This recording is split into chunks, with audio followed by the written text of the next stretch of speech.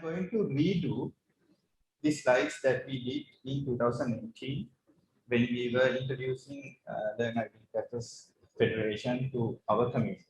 So this will be done today during the two sessions. So the two sessions will be 2-hour sessions from 10 to 12 and 1 to 3. We reduce the time to 2 hours because it's very hectic to keep people in an online meeting, in an online workshop, more than 2 hours time. So that is why we are reducing the time to 2 hours and then again 2 sessions. So normally everyone know that we do like three or 4 sessions per day when we are meeting physically. But today and throughout the workshop we'll be just doing 2 sessions per day workshop. Okay, so and again, if you are experiencing any issue with my audio, my picture, just put a message so our team behind the screen. So actually, there's like several people in this room, and they will try to figure out what to do. Okay.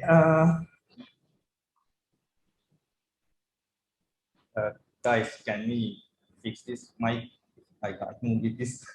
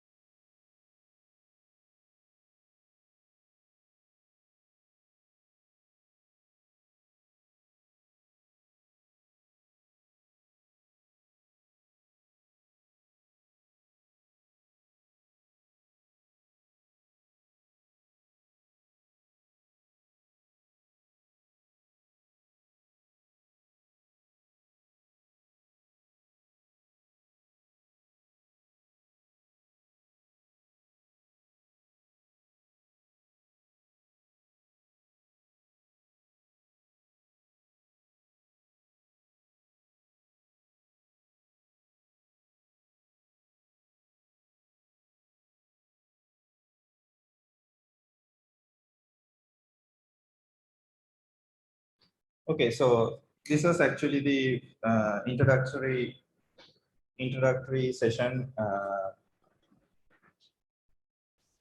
to the workshop that we did in 2018, and so actually these slides are very lengthy, and I'm not going to go in every detail, but we'll do the everything.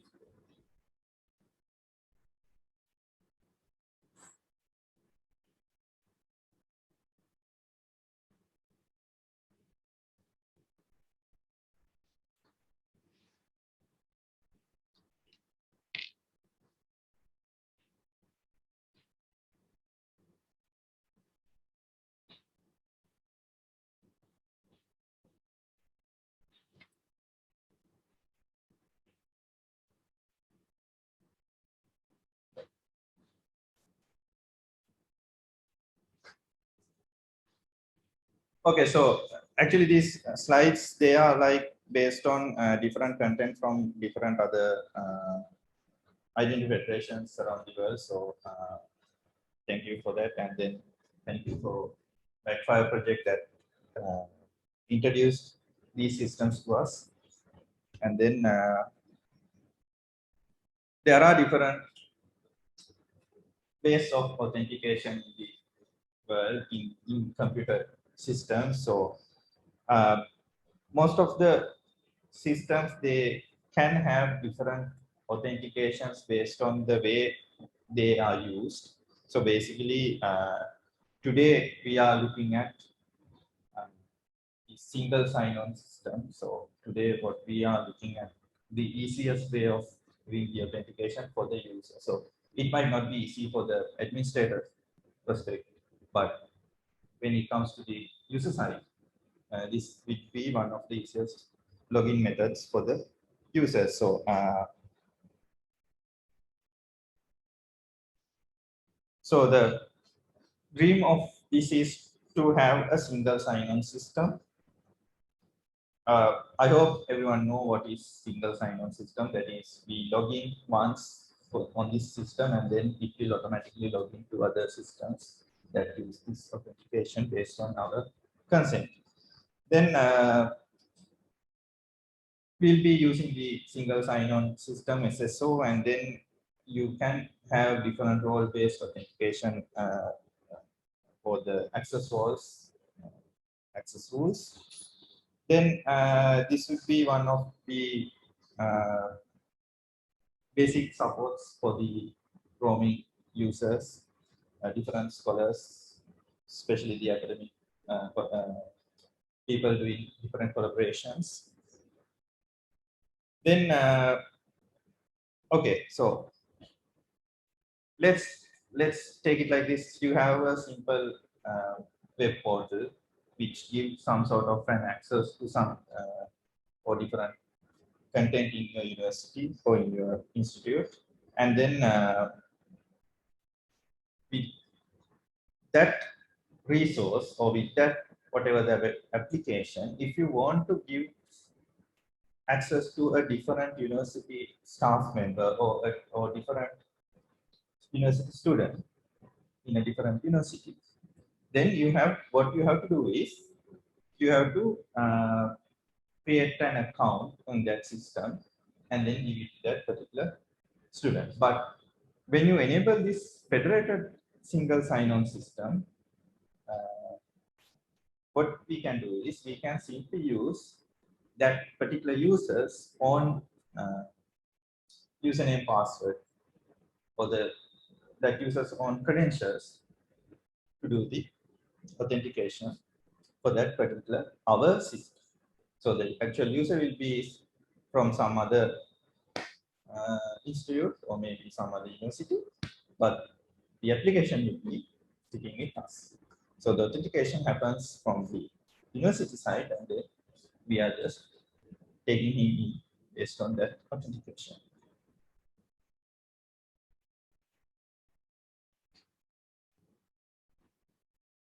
Okay, so benefits of to our campus networks would be the better utilization data, better plan, and better security. So everyone will be based on this single scheme, and then it will be a better management for managing the resources.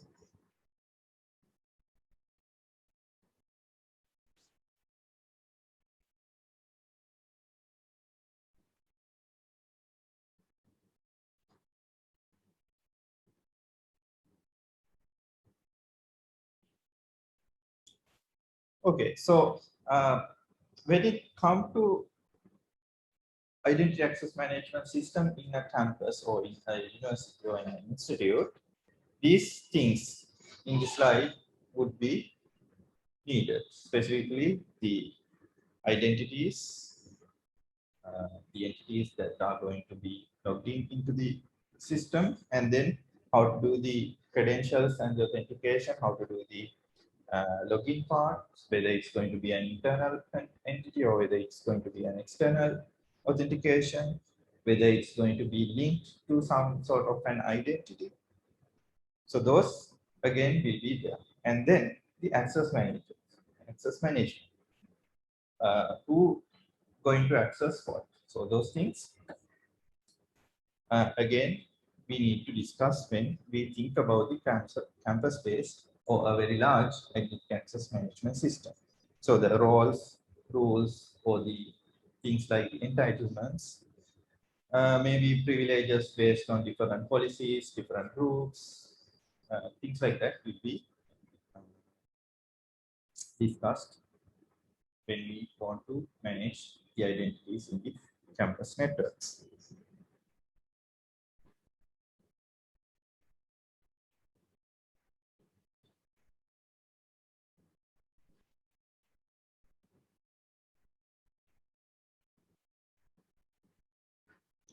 Just quickly go through these slides.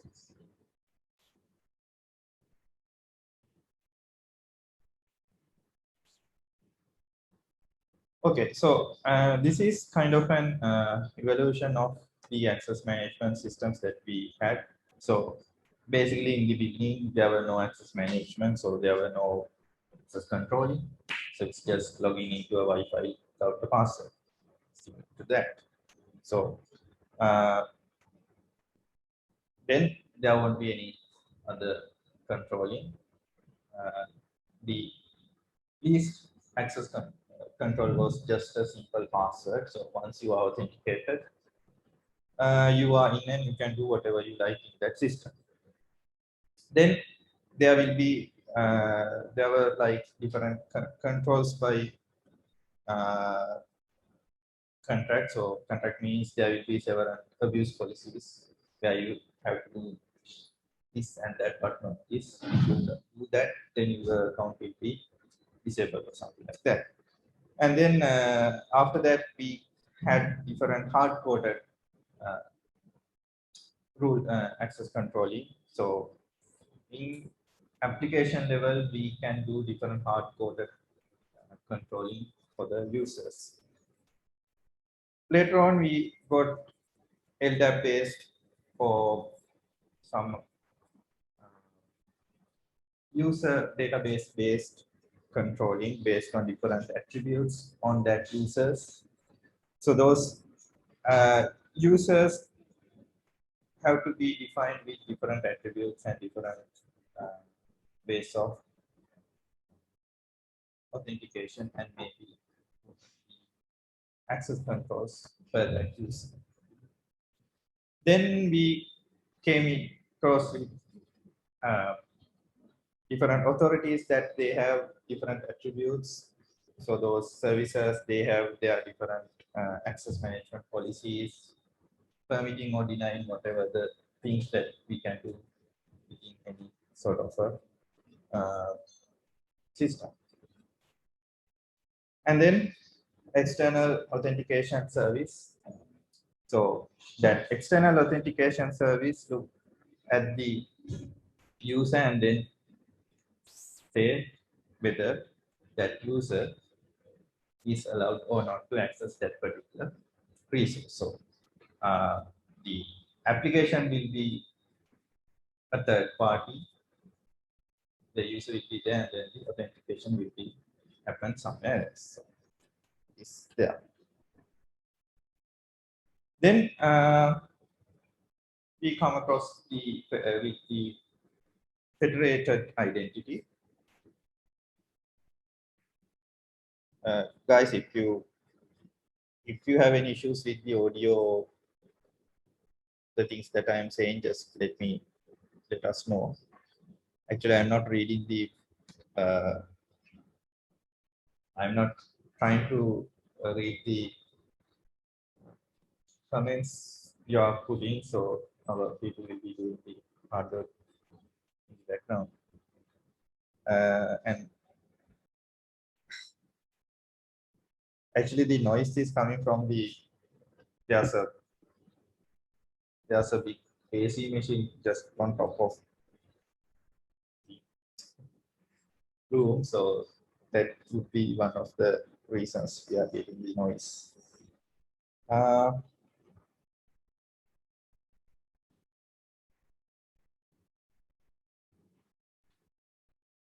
Okay.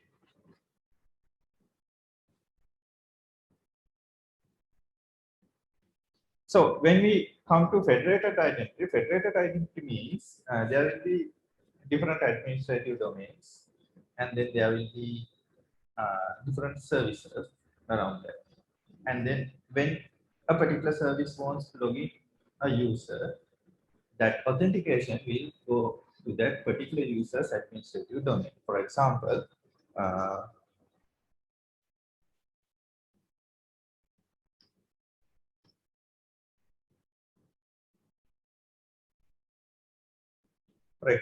this I will take this image from Switch. Actually, most of these contents coming from Switch based. Switch means the Identity Federation in Switzerland. From their material, So in this, I'll try to remove this and see whether you can hear me. Okay, so from you guys see me? Okay, so from this image, you can see there are different administrative entities. So the dotted lines.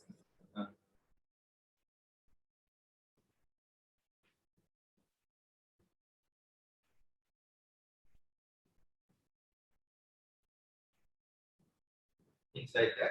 So they will have their identity system, their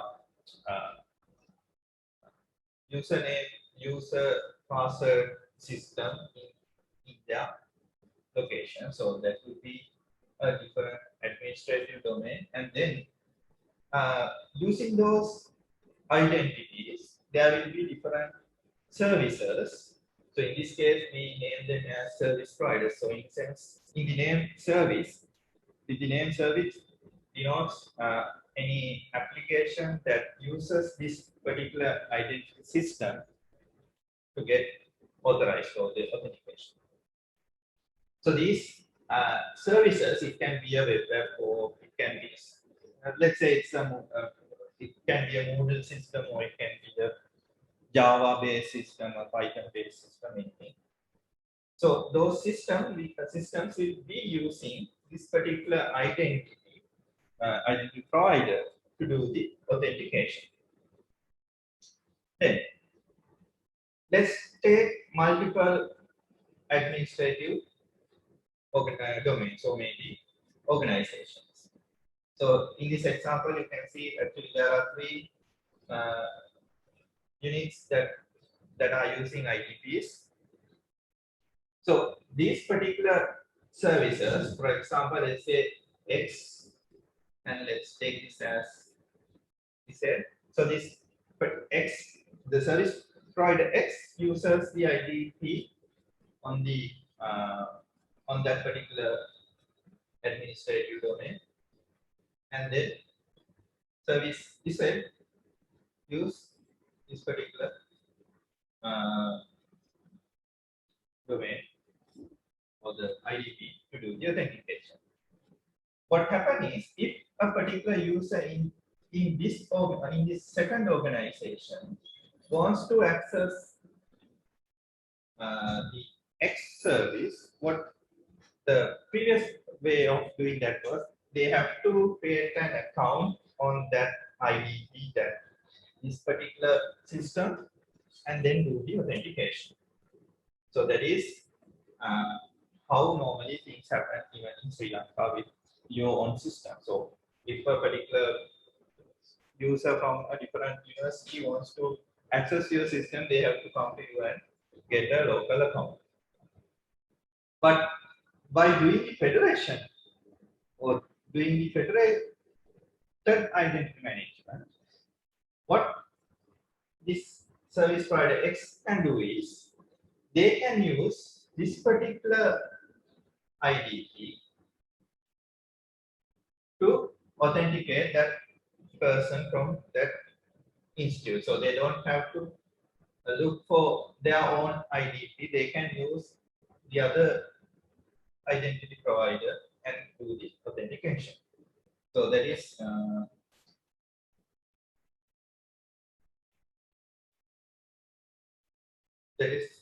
what federated identity is in basic terms.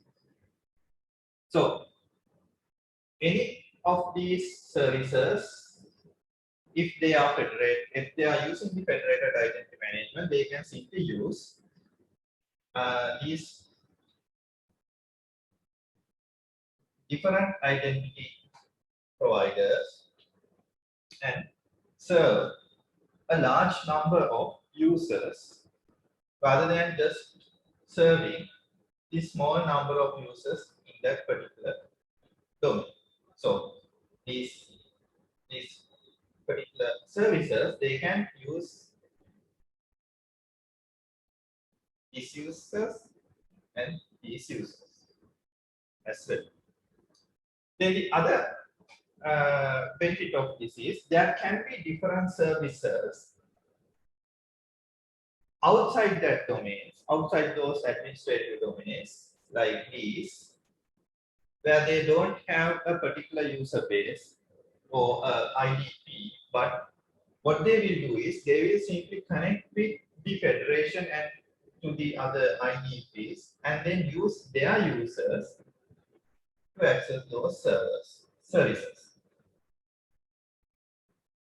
So it's something similar. Let's say this is Google. Let's say this is Google for Education or something. Then what that Google for Education system can do is they can simply use your ID and provide access to your users based on that system.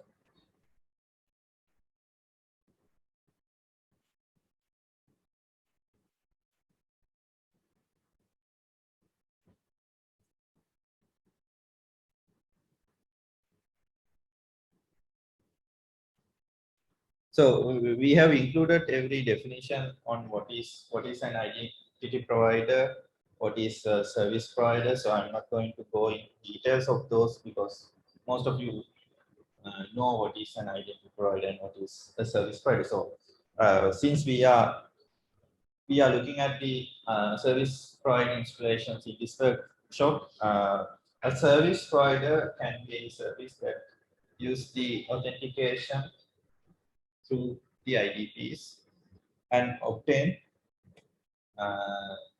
attributes that's coming from an IDP. So by becoming a service provider means they will be agreeing to the different policies that the federation has. So in this case, we will be looking at the policies in the identity access federation, and then we can see how services can be published through Learn to other universities and maybe to different entities around the world with the federated accesses.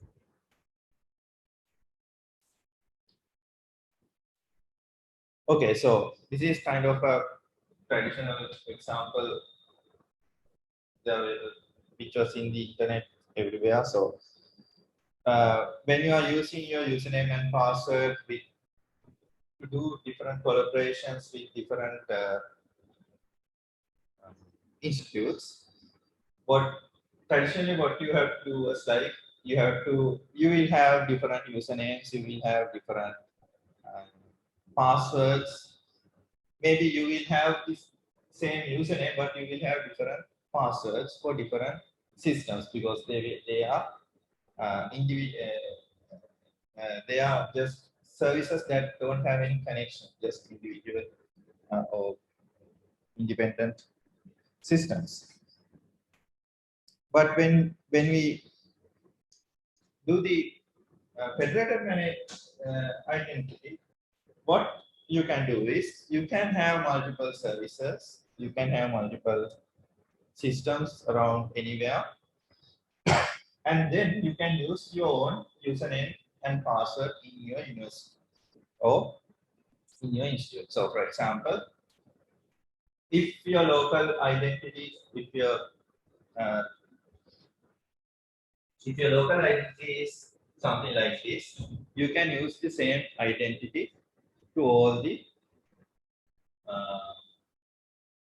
systems where you want to log in and where you want to collaborate. So if there's a collaborator coming from a different university, so for example, I do something like this.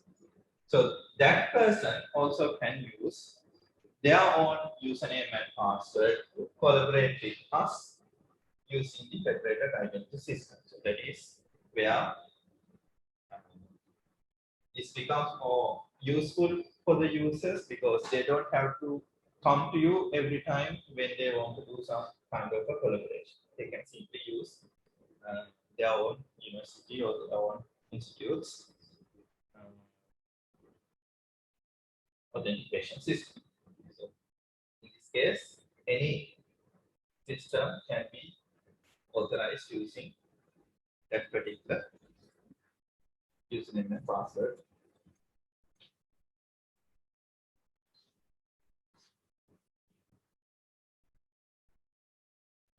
Okay, so one of the common questions asked by different users is why can't we use Google, Facebook, or Yahoo, Twitter, any other system that use the same sort of uh, authentication. So the thing here is they are like commercial entities and they might have different policies on how they use your username, password, details. I'm not saying that they are publishing your username or password, but what can happen is they might sell your details or they might use your details for different other purposes or maybe different business purposes. But when you use a institute login or when you use your system, you have the ability or you have that trust with your system and you know what you are going to do. And even your users will have that trust. So the example of Google policy, they have a little bit changed it at the moment, but this is kind of the policy that came from around 2018.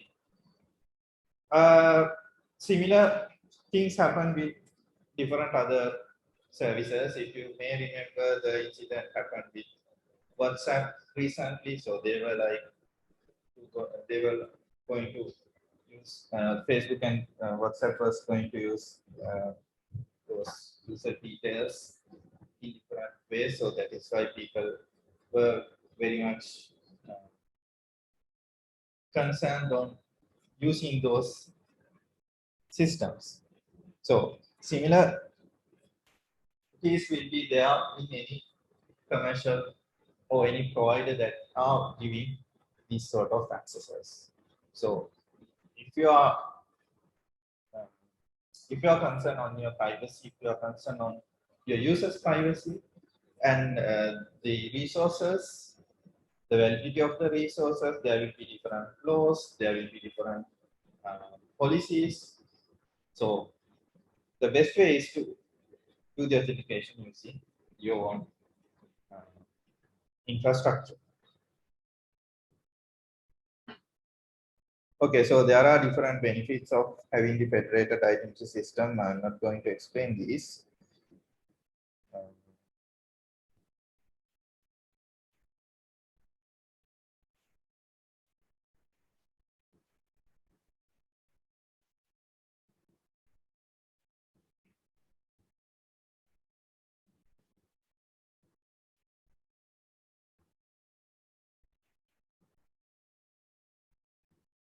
Okay, so I like to open the floor for all the participants to ask questions if you have, because this is a workshop and I want everyone to interact. So if you have any question, just ask. So we will use this time to answering your questions, your issues, because this federated identity systems we were using for like now 1 or 2 years.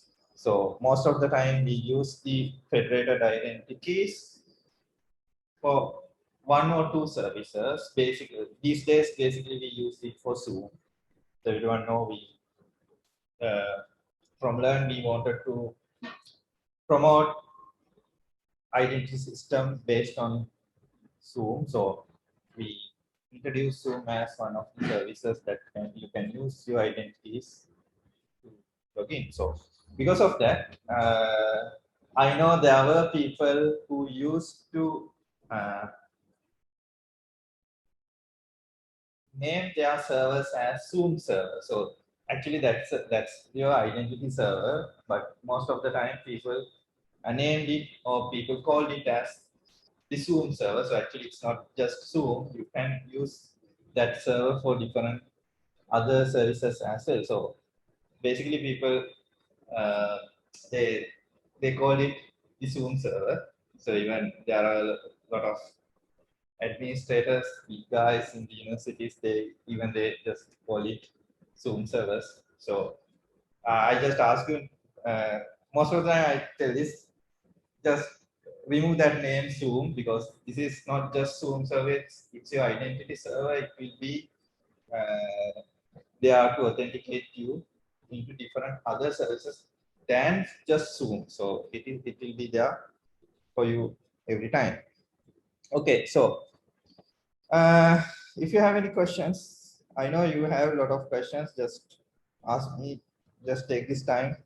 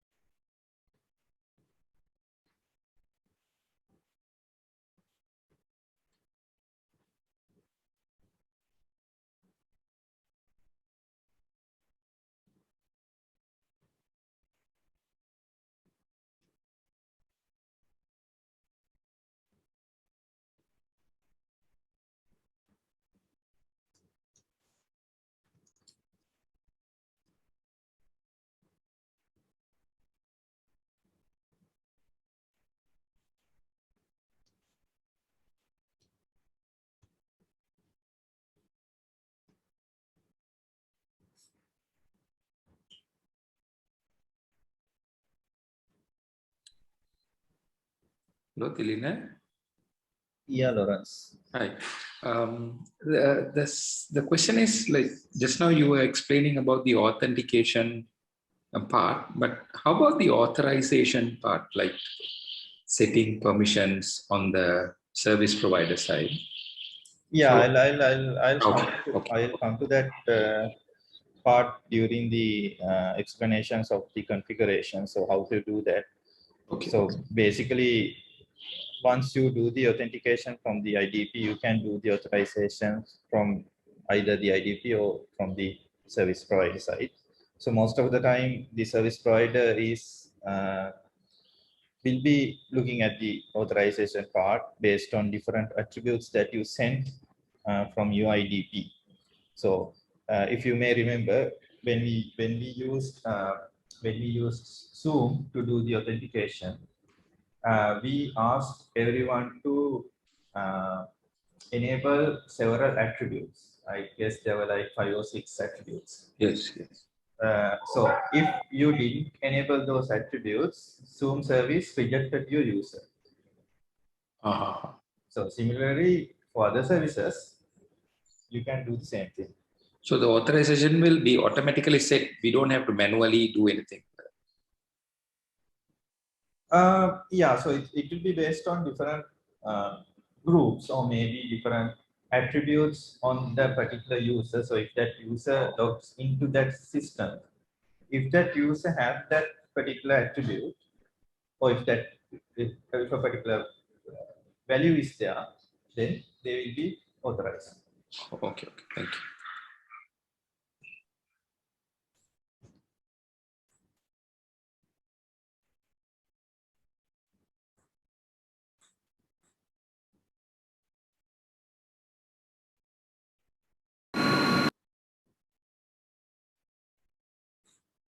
And then Rook has put a message saying there's a let's say encrypt issue at the moment, some network outage. So if you are just setting up your infrastructure at the moment, just keep that in your mind as well. So there's a let's say encrypt issue at the moment. And thanks Rook for the message.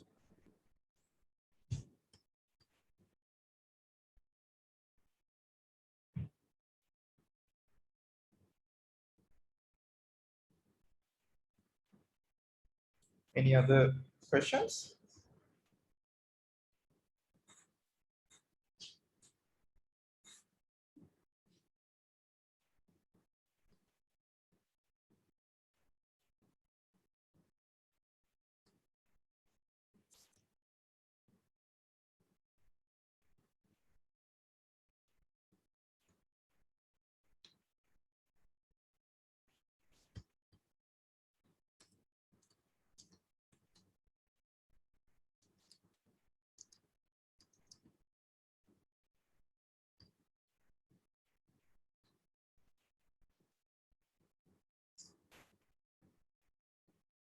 So you guys had a lot of questions last time during the pre-workshop meeting.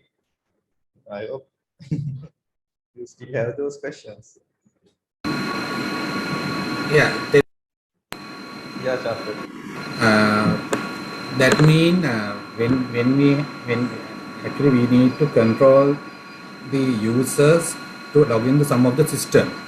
We have to control these users by the attribute level. That mean when we created the user, we have to give the relevant attributes to relevant users. As example, for the server service A and service B, for the user, one of the user has to access service A but not B, right? It's something like example. If when we give the some of the user to allow the service A, we have to allow some of the attributes to related to server A to the user, but server B attribute we have to not include that user when we create him. Is it the way we control the user access or other ACL level?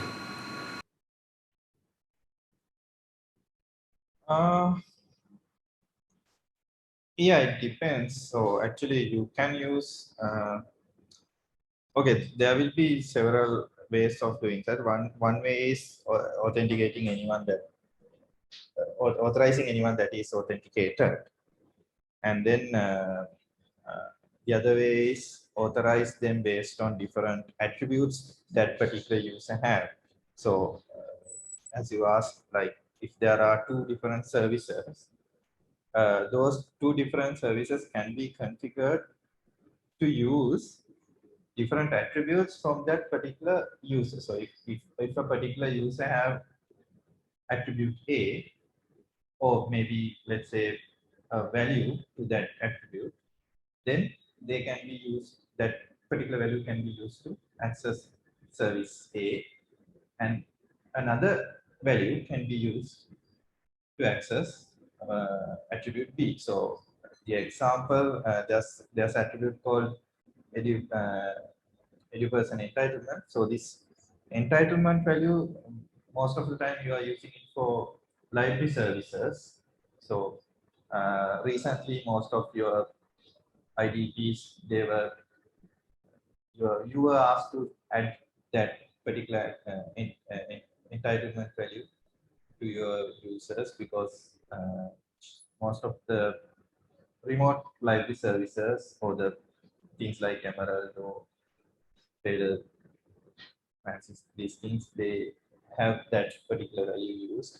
So similarly, if there can be similar values for other services. So even for the Zoom, we were like having some similar discussions to create a different entitlement, but with the time and with the business, that didn't happen.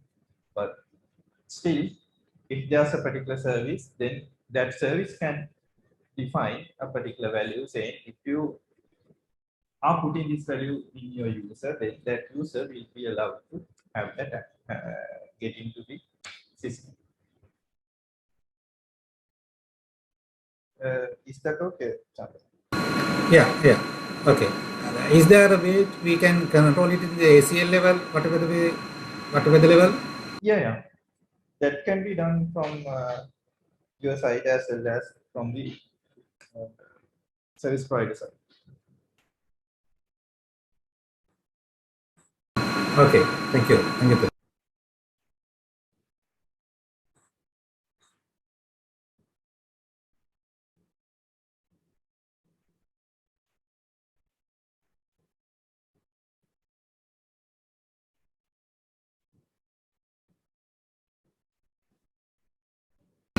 And also, I would like to propose that when you are doing the link with the SP with the IDP authentication, it's do it with the,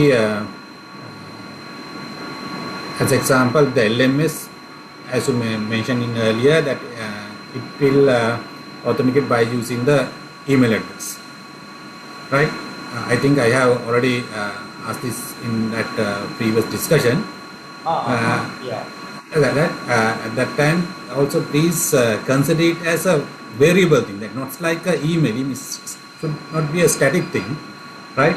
Please, that's a variable. Email is one of the variable. It can be anything, right? Just I like to propose you, when you are doing the workshop, just approach like that. That means that we can decide whatever the variable, the attribute, we can use our internal integrations. Yeah, so Chandra, that thing that happens from actually from the service provider side. So from an IDP, there can be different unique values that you should not change time to time. Things like the username, normally we don't change time to time, so it will be unique and it will be there for the whole time.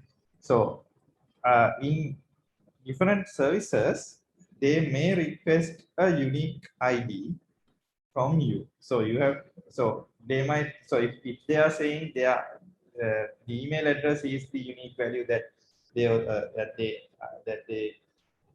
identify users, then uh, you should provide an email address value that is not going to be changed time to time.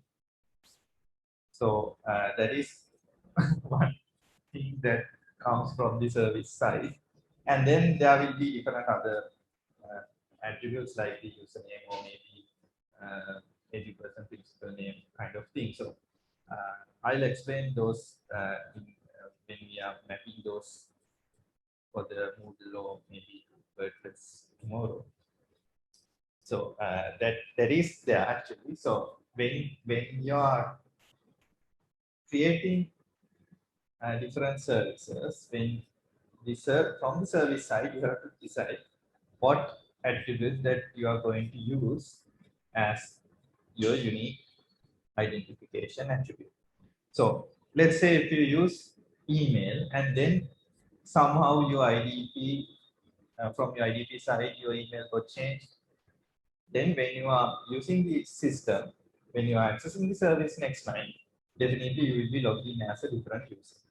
So that is because your service provider identifies your user by their username. So it depends on how the service provider works. So at that, for most of the time, it's not a good idea to change email address or the usernames that are on a particular system. No, actually, I'm not asking that, mentioning that change it, but it should be a fix. But it can be vary by service to service, right? One service we can use use ID. Another service we can use that another attribute, right? Something like that. Not all the time. Not our email. Yeah, so it still it depends on the user ID. Actually, it depends on the service policies. So if they are asking the email address as their unique ID, then you have to provide the email address, email ID.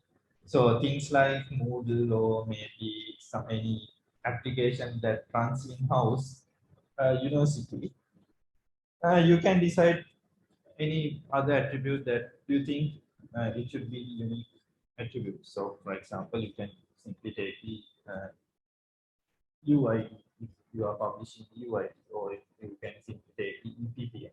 So, in case in many systems, we see EPPN has been taken as the unique value for the identification, and then they just map the email value to the email. So it doesn't matter you change the email later on, it will be just EPN because the EPN won't be changed based on your user. But if you change any characters in the username, then definitely change into a different user.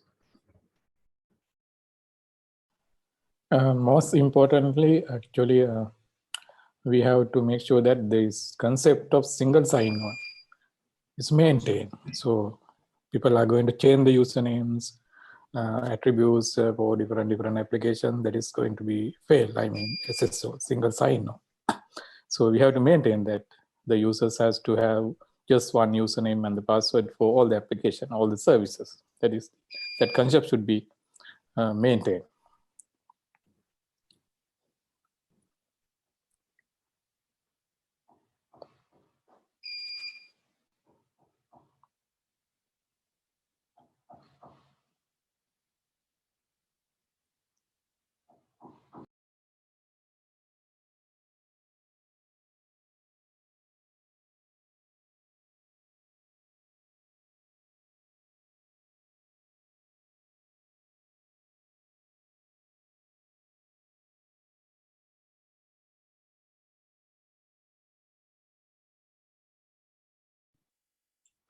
Tilina, for the IDP, we'll say if the IDP server fails,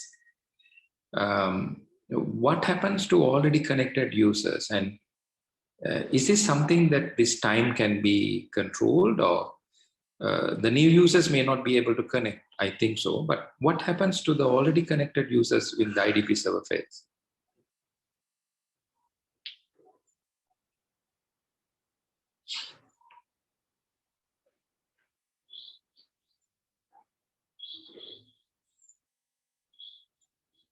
Tilina, did you hear me?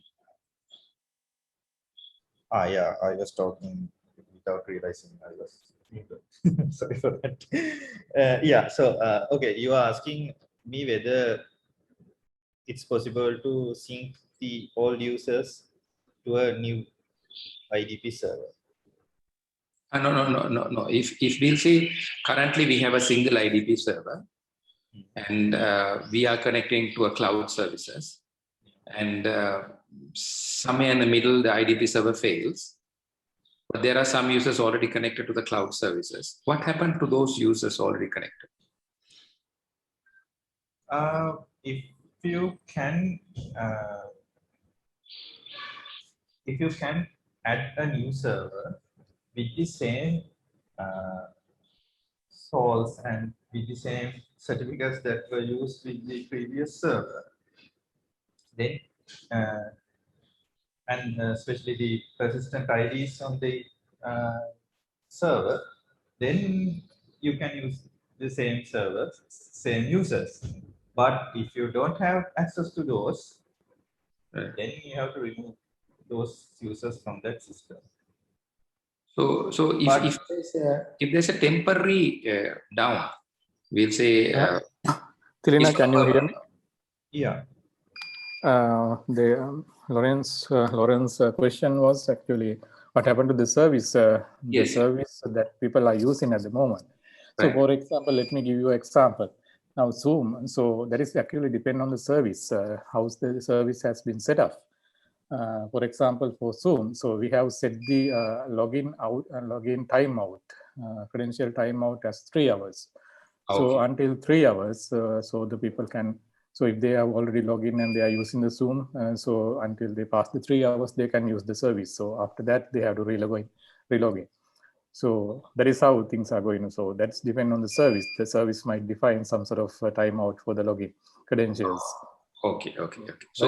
So this particular timeout is actually configured on the service side level. Yeah, that is the policy of the service. The service provider policy. So the policy can be changed. For example, Zoom. So we have set to 3 hours. So we can make it 1 hour. So we can also make it for 1 day as well. So based on the facilities available in the service. So that is decided by the service actually, service policy.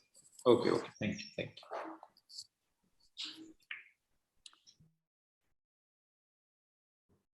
Yeah, actually, Lawrence, so are you referring to a short-term outage or complete? I think initially I was thinking about the short outage. So Hirat has replied that because it it is defined in the service side. We'll say on the service side, if it's defined for 3 hours, so the users can still be connected for 3 hours. Only after 3 hours, the users may be dropped. And maybe the new users cannot connect because the IDP is down. So that is for shorter downtime. But you were also telling about what happens if it's a longer downtime. Yeah. Saying that you need to replicate the users from this previous IDP server to the new IDP server. And so on. But is it possible to have 2 IDP servers at the same time, like a replica, and so we don't have a single point of failure here? Yeah, so actually, a lot of people were asking how to do the redundancy on the IDP. So there's a way of doing that in the cheaper website, but I haven't tried that. Okay. Terry, if you can help us with that question.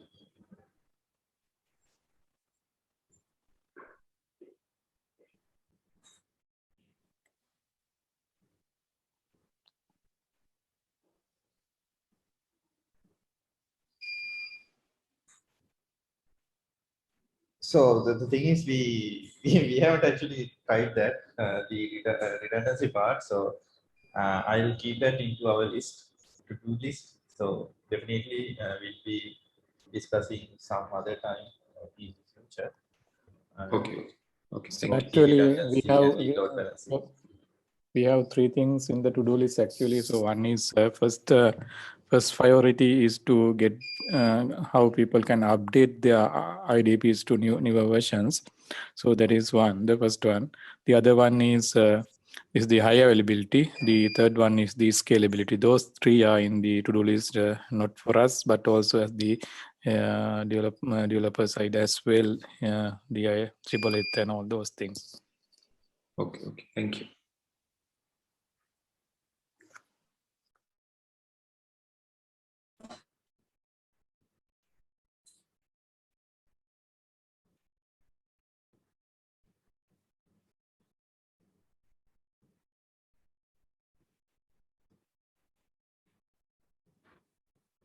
Others, any questions?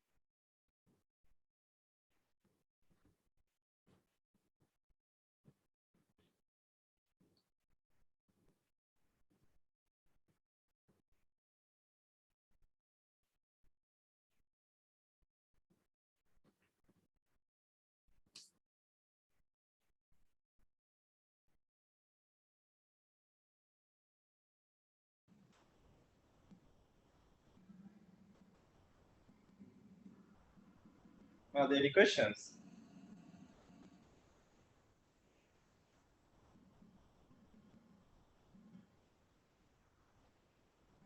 Actually, I changed my mic from my talk to the D10.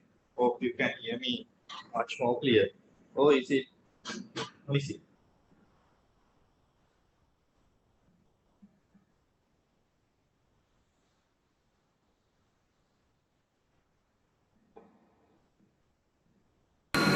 It seems to be okay till now. Standard.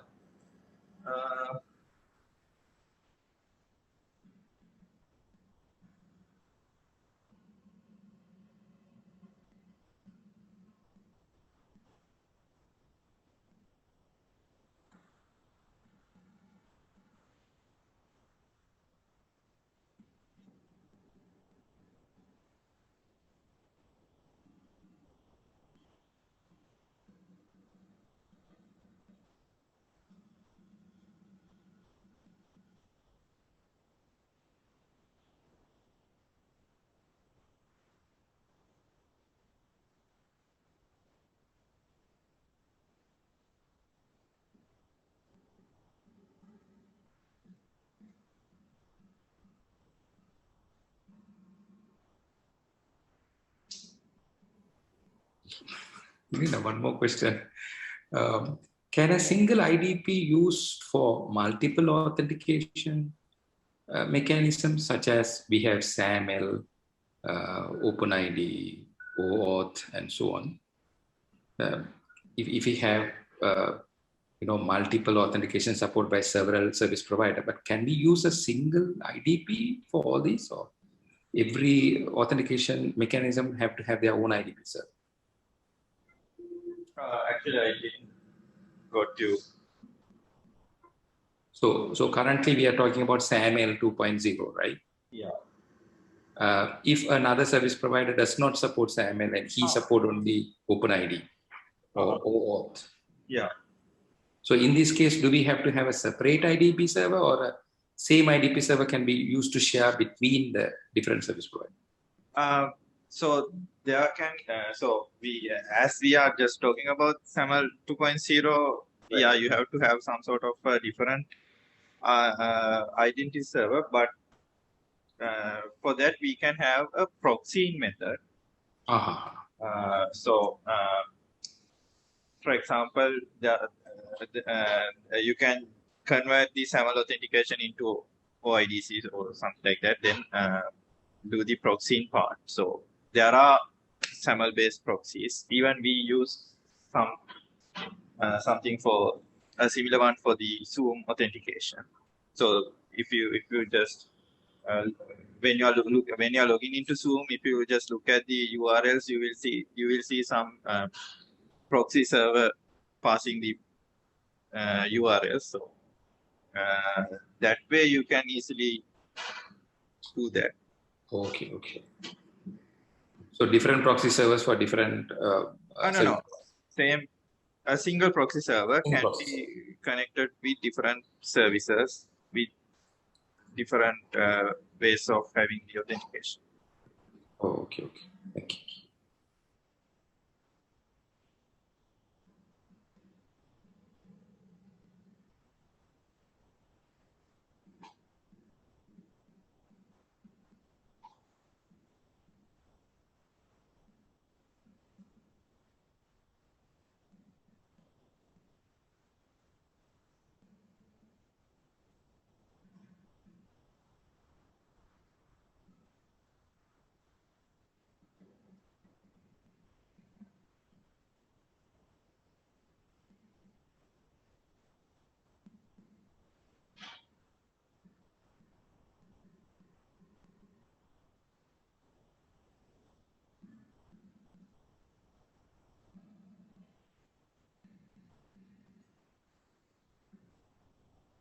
Okay, guys. So there are like 40. Oh, a large number of people. Yeah, 47. Let's say 40. So just Lawrence and Chandan is asking questions. How about others? Yeah, you can see I'm looking at all the faces.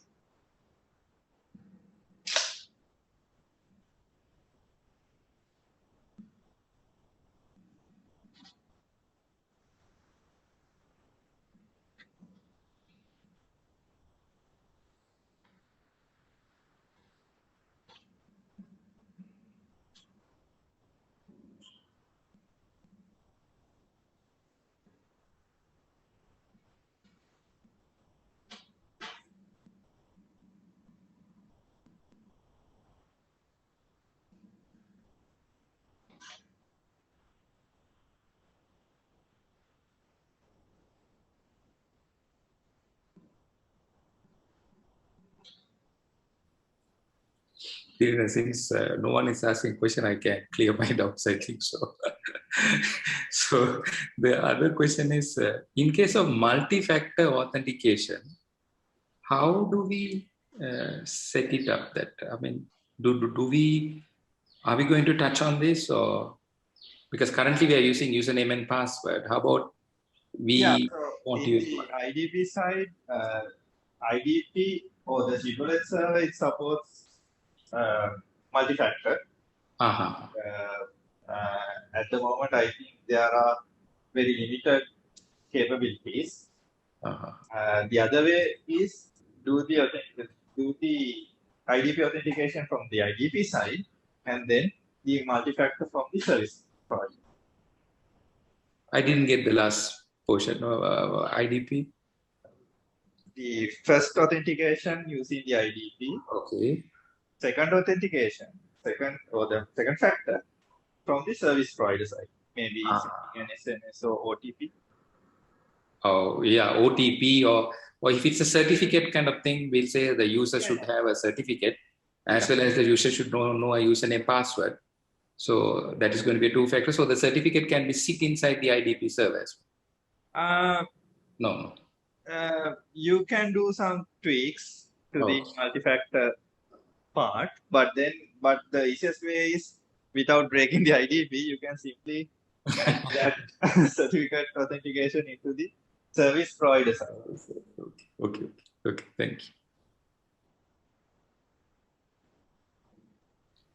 And remember, you don't have to do username and password authentication if you don't want to. You can do something better at your local institution. And actually, some services might just want to do IDP, IP-based authorization. So some of the library journals can do what's the library walk-in affiliate attribute, and so you can actually assign that to, say, terminals in your library.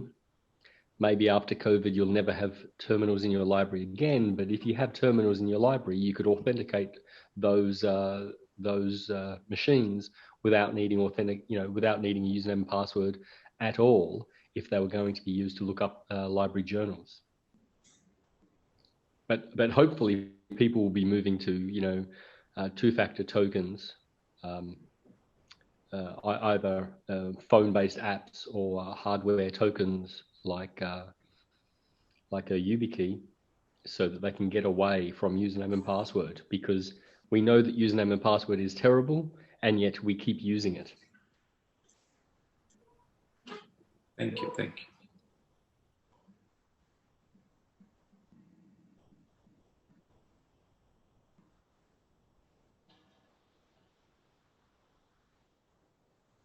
Okay, so then again, there was a question in my chat box. So someone is asking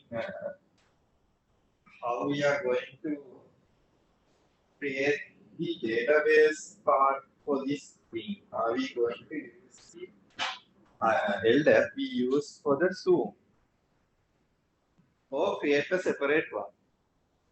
Okay, so that is the thing that I told you in the beginning of the story. So most of the time, because we use Zoom as the killer app. Killer app means the application that catches the audience. So since we use the Zoom as the killer app, most of the administrators, most of the engineers who administrate the IDP, they think this IDP is just for the Zoom. No, it is not.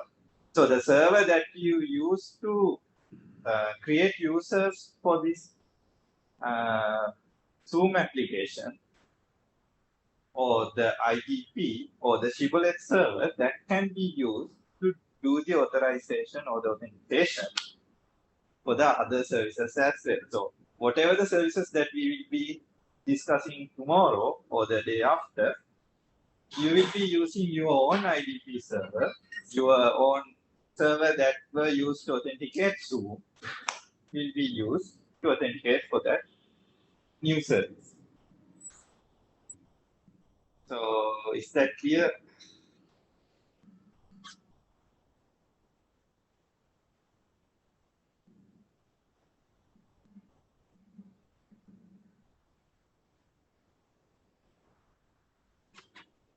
Okay.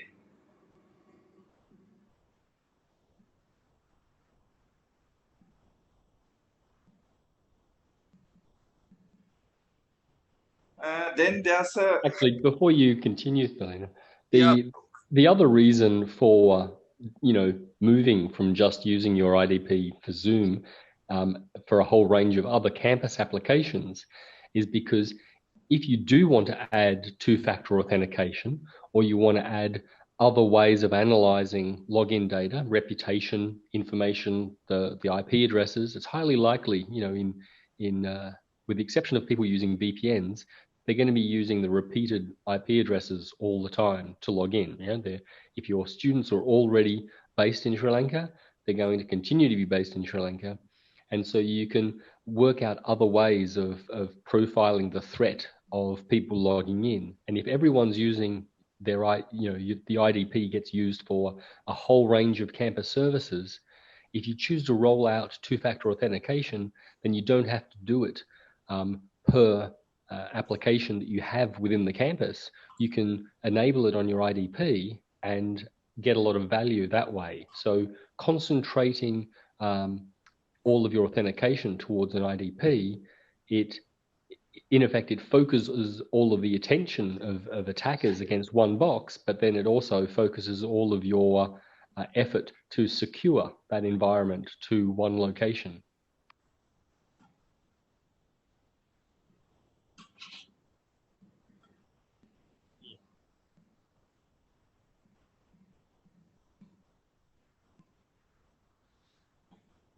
And then there was a question asking whether we can create users based on a CSV. So you mean import users from a CSV to LDAP? Actually, there's a guide in our GitHub page. If you can go to that guide, you will see how to convert the CSV file to a LDIF file, which will be imported into the LDAP. So there's a script given by us, so you can simply use that. But make sure you do the customizations, otherwise you will get errors.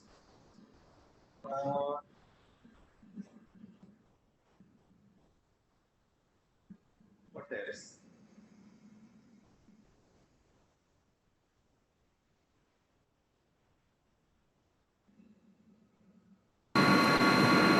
Karina, there's another question. I will connect it with the previous question arising in here. Now we have created the accounts which we have already used for the Zoom application. If need some user to create, that user is not allowed to use the Zoom application. At that time, the attribute we call edu personal affiliation, if we remove that attribute from the relevant user, that's a way we have to avoid him to use the Zoom application. Is that a way we have to create the users are not allowed to access the Zoom service?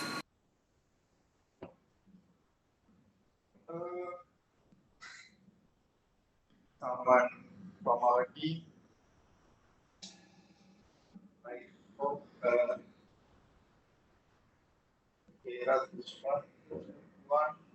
can one of you answer that question?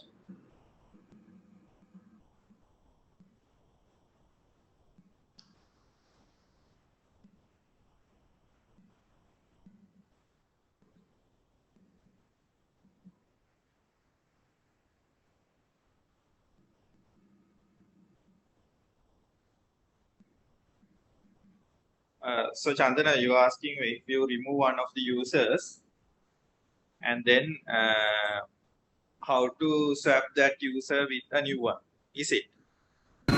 No. I'm asking if I am created user, but that user is not allowed to access the Zoom application. All right. Okay. Then when I am creating a user, I have to remove the edu person affiliation attribute from that user when I create him. Is that a way I have to avoid that user from the from using the Zoom application? You mean denying? Yes, yes. Okay, so yeah, easiest way is to remove those particular attributes that we asked. But if you can't remove that, then the easiest way with this setup, with that particular application, basically with Zoom, is to let us know that this particular user have to be removed. So because we haven't set up the deny part from this Zoom side, so it have to be done manually. This is only for the Zoom, so it's a Zoom specific issue. But in other services, you can deny users from the configuration side.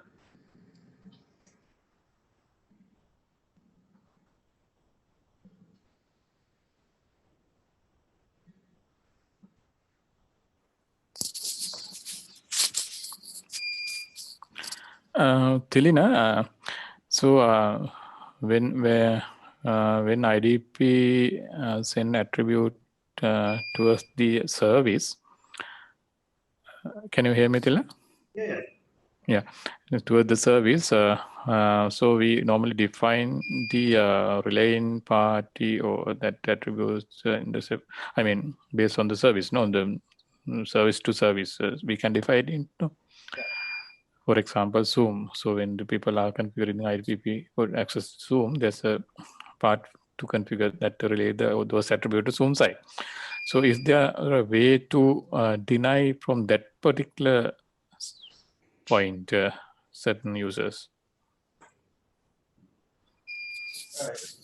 You mean from the IDP side? Yeah, from the IDP side. So we decide what attribute should go to the which service, no? Yeah. In So that point. Yeah, that point, the easiest way is to remove the attribute values from the user. So it will be No, removing attribute value, for example, say Zoom. So Chandana want to avoid someone using the Zoom. He don't want to avoid using that particular guy using other services. So then if we remove the attribution application staff to someone else or something like that, so that will deny all the services, not only the Zoom. Yeah, so that is because we haven't done the we haven't done the that part of the. No, denying part in the requirement of institutional requirement. So that denying part should be able to done by them, no, not by the service provider, no? Yeah, it's not implemented for that, but there's a way you can filter the attribute values for a particular service. So in this setup for the Zoom, we are doing it from the federation side. So the attribute filtering is pushed from the federation, but you can remove that from the service IDP side, and then you can maintain a local attribute filter. So tomorrow we'll be discussing on editing attribute filter. So if you maintain a local attribute filter for each service, in this case for Zoom, then you can deny per user based on some sort of an identification for that user. So, for example, take a user based on the username or some value and then deny it for the service. Right. Then we have to look at the more on how attribute can be filtered in user base, not the So attribute base. That is why there's attributes like entitlement. So the IDP have the sole authority in putting that entitlement to a user. So if we had so in this case for Zoom we don't have that particular entitlement, so we can't do that for Zoom. But for other services, if there's an defined entitlement, users who have that entitlement will only be allowed to have the access to that particular service. So, for example, so there can be some applications, for example, Zoom, maybe some other service. So, entitlement attribute can include those words, for example, Zoom, maybe LMS or Moodle or whatever. Then when that word removed, that particular guy will not be able to access the service. Is that what you mean? Yeah, exactly. Yeah. So in case of Zoom, we also can think about implement that also, but that is a big change for now. Anyways, Zoom is the Zoom current plan is going to be not forever. So maybe after the new plan comes, so we can think of how to implement that type of thing, so that the institution has full control to allow or deny who access the service, Zoom service.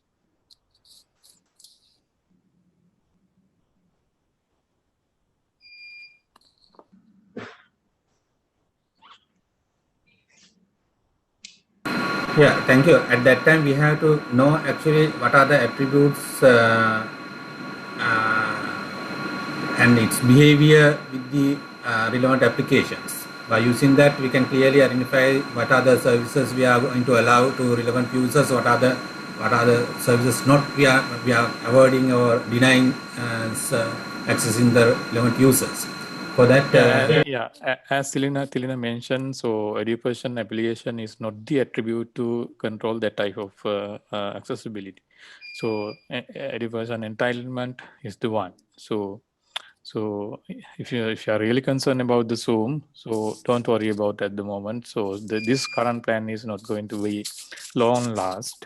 So we have to have new solution. In that solution, we definitely implement. Definitely we will get something like that. If Learn is going to provide the Zoom continuity. No, just I am mentioning the Zoom because we have the experience with working with the Zoom. By using that, we can decide when we are interconnecting these another services to with these IDPs, the way we have to identify and we have the avoiding or denying, allowing, what are the things we have to do. We have to get the knowledge. How do we? Yeah, that's right. That's right. Yeah, do it? that's right. So that is the education entitlement is the attribute you can control, not the education stuff, education application. So that has to be that define the type of the people, no, whether it's the academic or other like people, so something like that. No? So education entitlement is the attribute you can use for that type of control. Yeah. Okay. Thank you.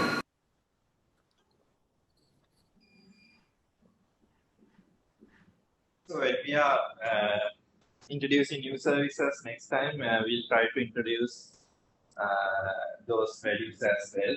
So a specific entitlement when we are going to introduce new services. So I'm not sure if this is possible with the current system, but in the future we'll try.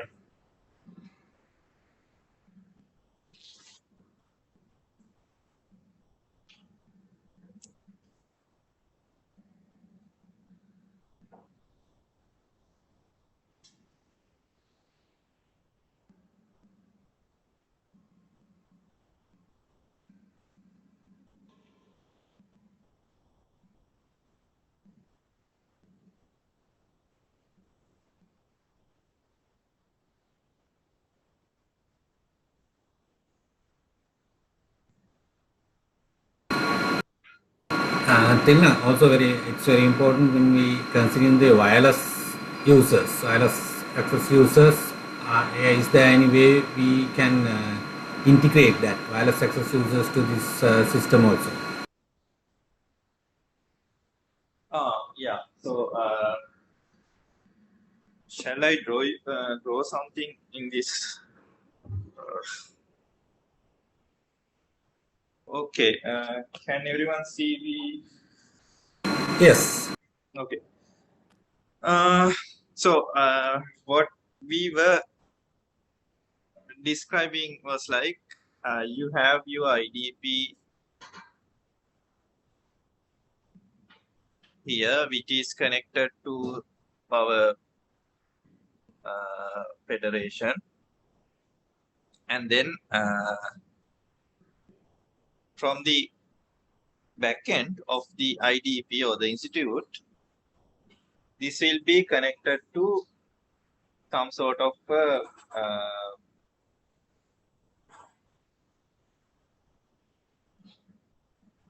LDAP or AD. You have that issue. Yeah, or radius, or radius. You don't have an issue with this.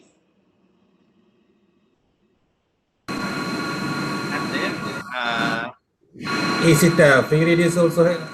Can yeah. So when you connect, if let's say you have some kind of a wireless thing, you can connect it to the free radius. So in this case, you are referring to EduROM, I guess.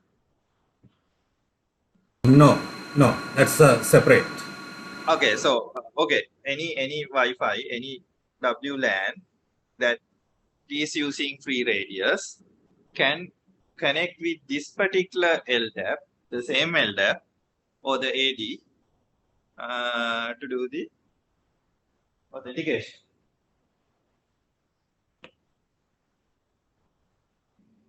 So this was the basic plan. The problem here is if you had old users somewhere in some other database which was connected to free radius, then it might not be they might not be able to use this particular IDP with their own username password. So the best way is, if this is a kind of SQL database, try to migrate them into the LDAP.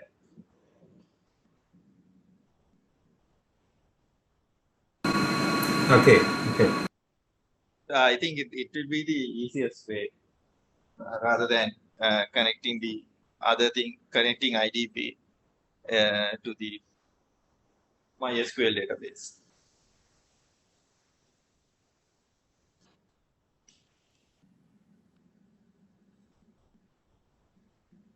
And Lawrence was asking about EduGain. So again, in the evening session, I'll be discussing a little more on the federations and the federation system. So I'll explain that evening session. Okay, thank you.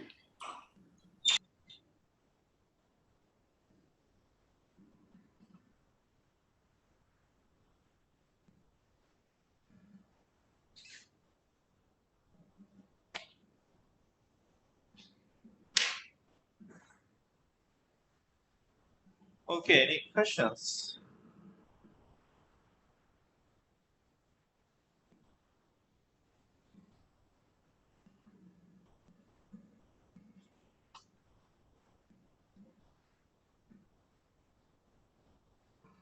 Yeah, so for the academic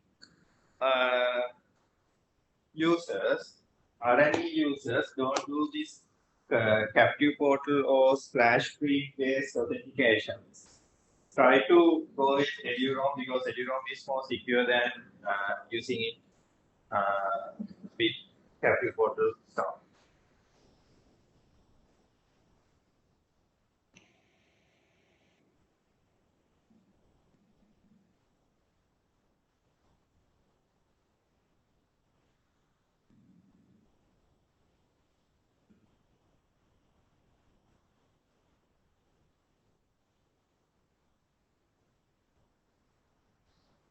Since most of the technical community is here, I just give you a small input again. If you go with EduROM, we have enabled EduROM in around 150 to 175 public places around the country. So if you have EduROM, or if you are thinking of EduROM, just check that, because you and your users will get access to EduROM on those public locations. If you go to edurom.ac.lk, you get the list of locations, edurom.ac.lk, and if you are planning to connect with Edugo, talk to us, talk to Learn Hack, just put an email, then they will help.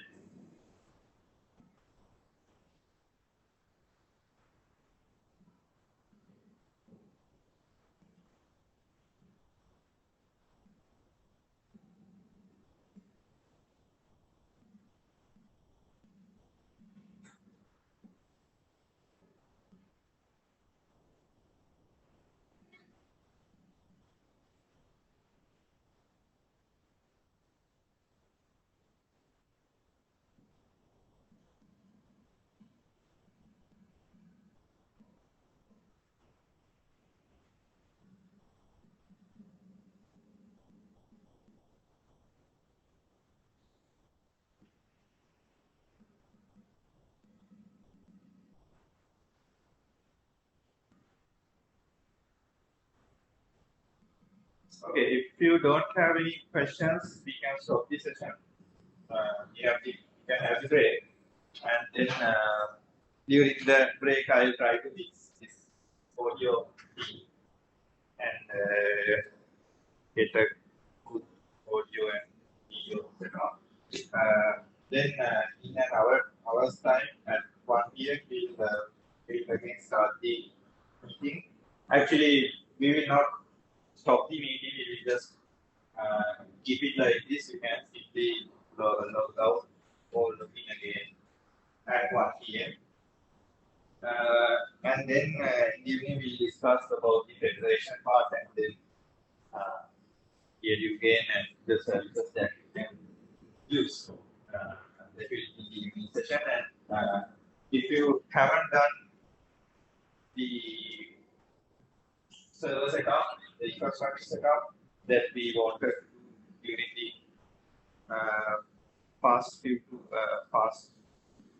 week, just do it today and please get the DNS set up because you need DNS to do the Let's Encrypt or the CPS configurations. Please talk to your network manager or whoever the person maintains the DNS or directly learn. Then they will tell you setting up DNS.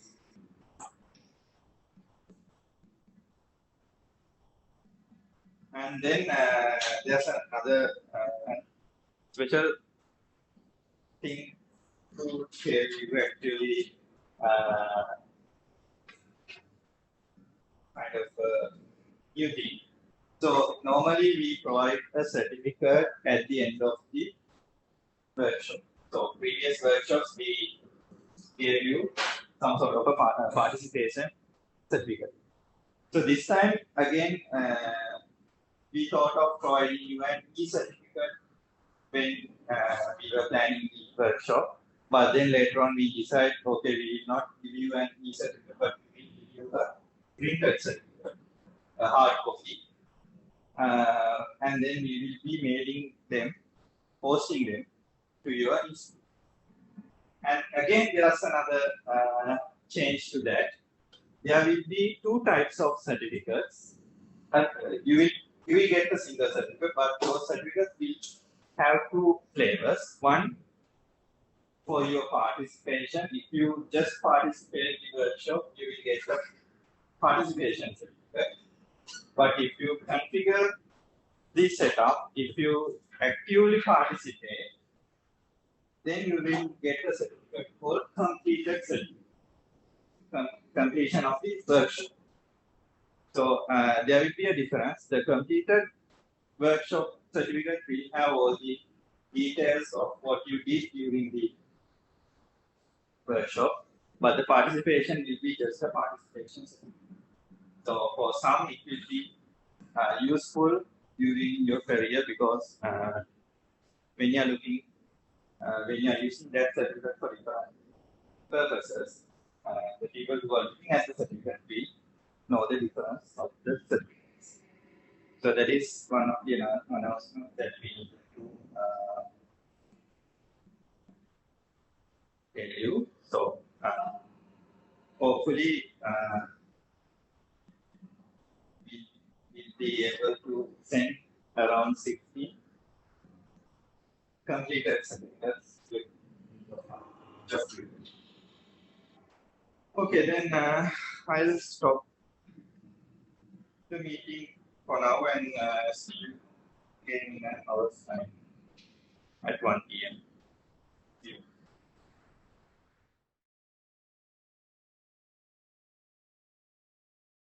Okay, good evening, guys. I hope you are online. I just how about the audio? So we did some changes during the break. Okay, audio is fine.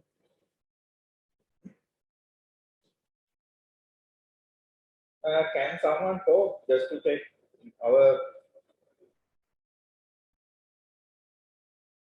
speakers? Hello, can you hear us? How about? Yeah, thanks. Yeah, now we can hear.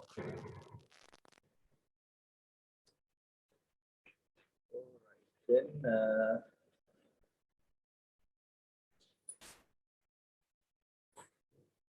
so the evening session, I'll be sharing some slides on how the federation works and what we are going to do these terms. So, okay, this is again slides coming from the 2018 version of the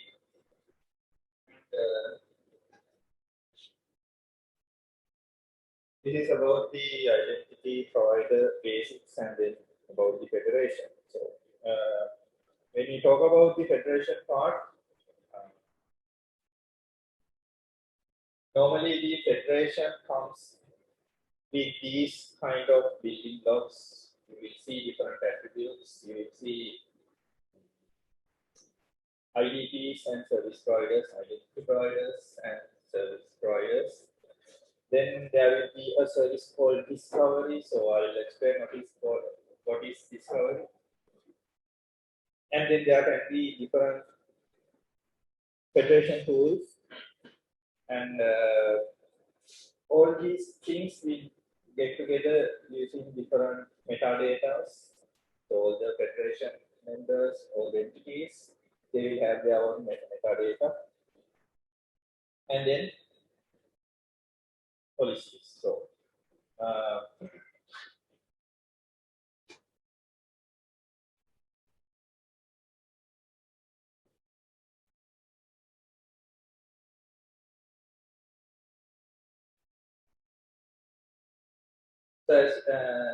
as you know, the identity providers, they are like the service that provides the authentication.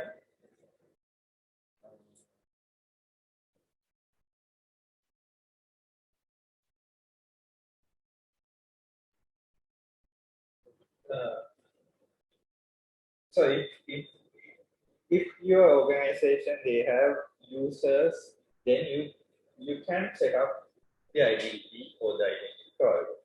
So basically, IDP would be the place where the users are. So in our scenario, universities or whatever the institute can be an identity provider.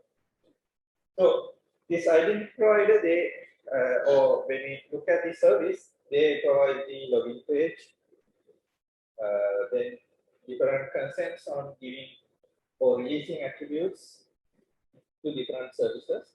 So giving consent on different attribute means when you are logging into a third-party service provider using your identity provider, your identity provider, the IDP, will ask the user who's authenticated whether to release a particular user attribute for that users, for that service. Okay, just give me a minute, so I'm getting a lot of notifications from the Zoom. there are people in the waiting list. Okay.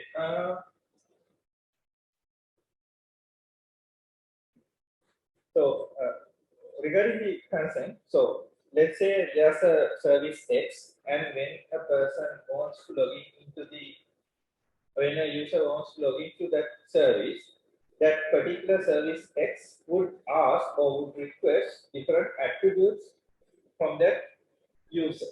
Attributes in the sense maybe the name, maybe the age, maybe some other attribute value, mobile number, anything. So user, the IDP will ask the user whether the user needs, the user likes to give these attributes to the service.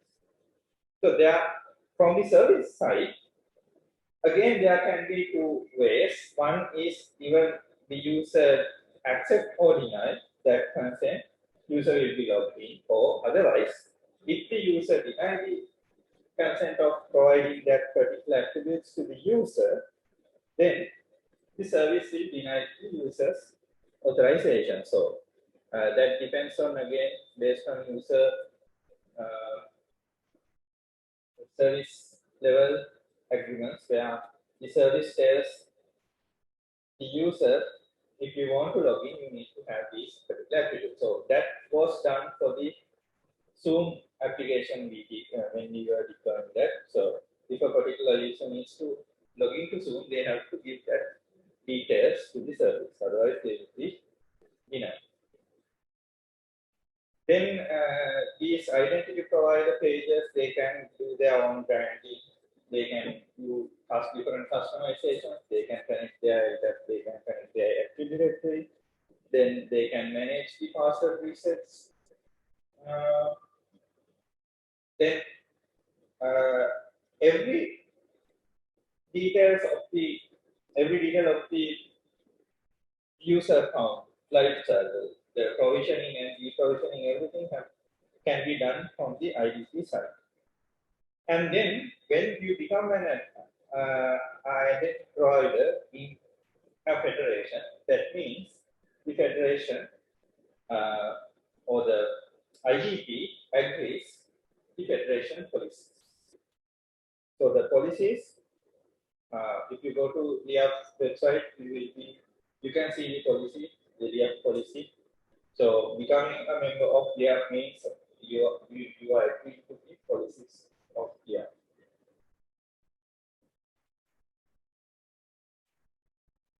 And again, this IDP can be used for your on-campus SSO system. So it doesn't have to be federated.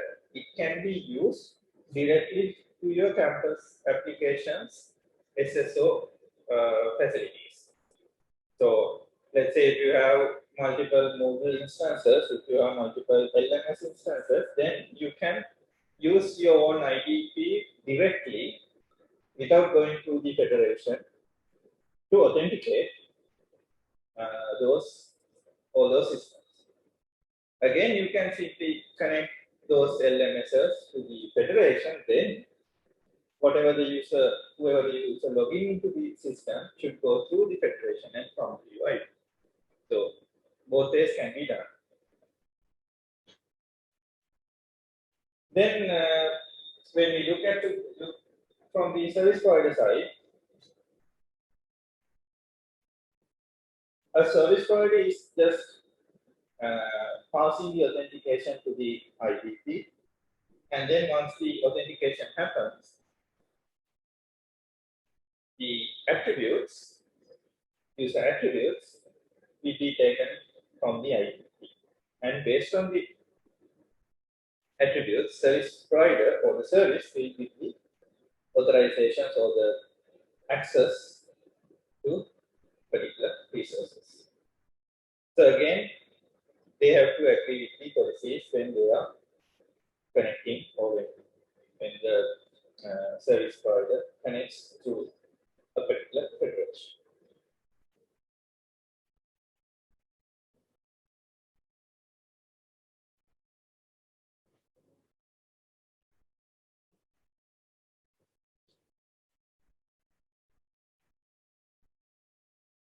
Then the discovery service. What is the discovery service?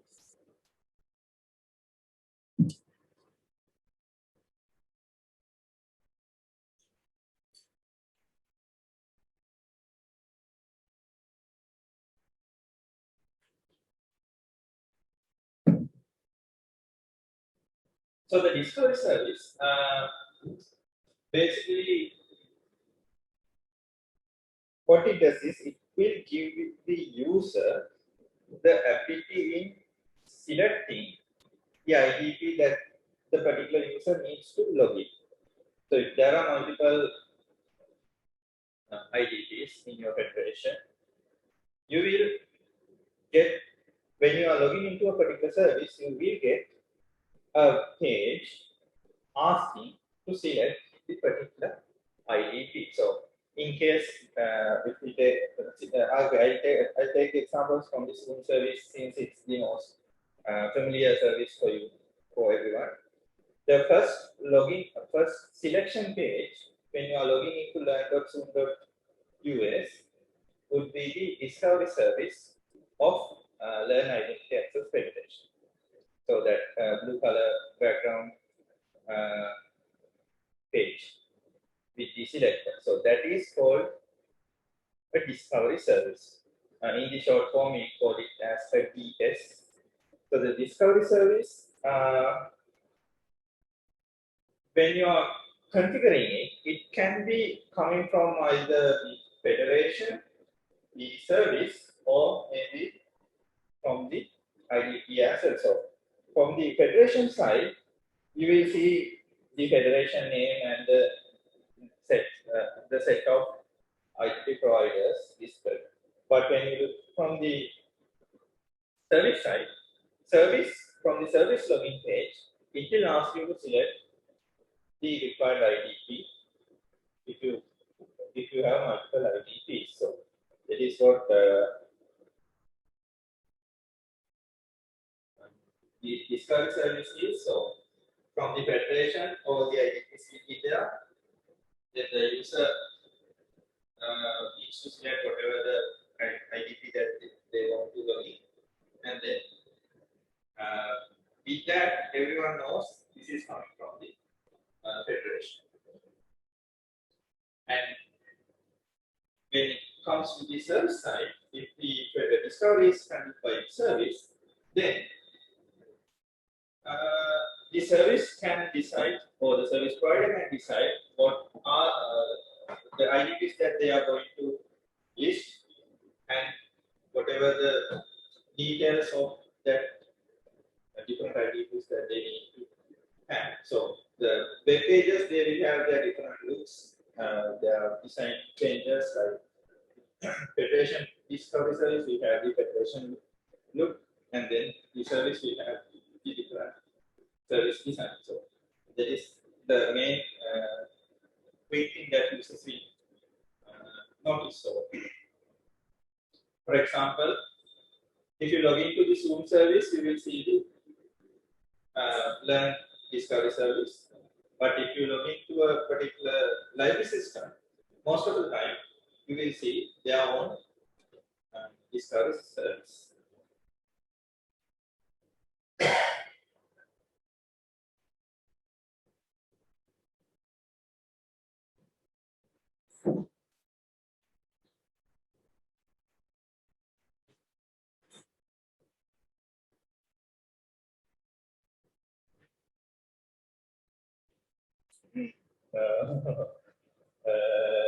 Yet I don't know whether we have so that coffee is because of the AC and the lunch.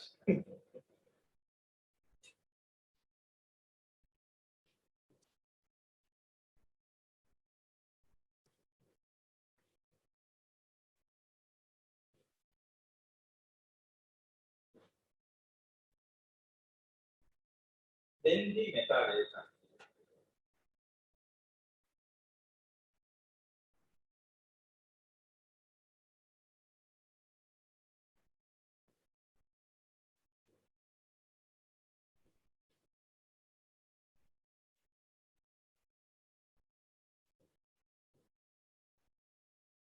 so when you are installing the IDP, you might have we ask you to get an XML page named metadata. So this metadata, they contain all the details of your IDP, the technical details and the contact details, everything. So these details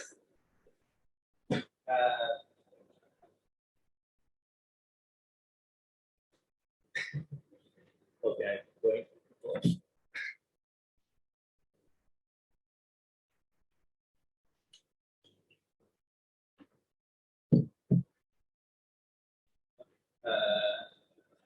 So these details will be used by the federation and any other service provider to filter out or to identify your identity provider. So this metadata is not just only for the IDP. The metadata will be there for service providers as well as for the federation. So in this case, for IDPs, I'll share my web screen.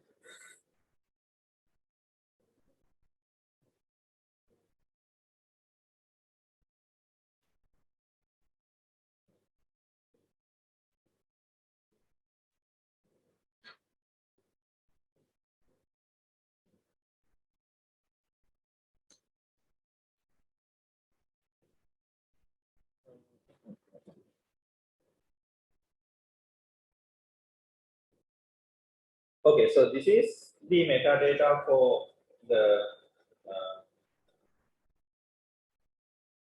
IDP we are using at Learn. So you can see the URL identity.learn.xl and then the metadata is at IDP/Shibboleth. And then this metadata is an XML page, and to see the whole thing, you can just see the page source.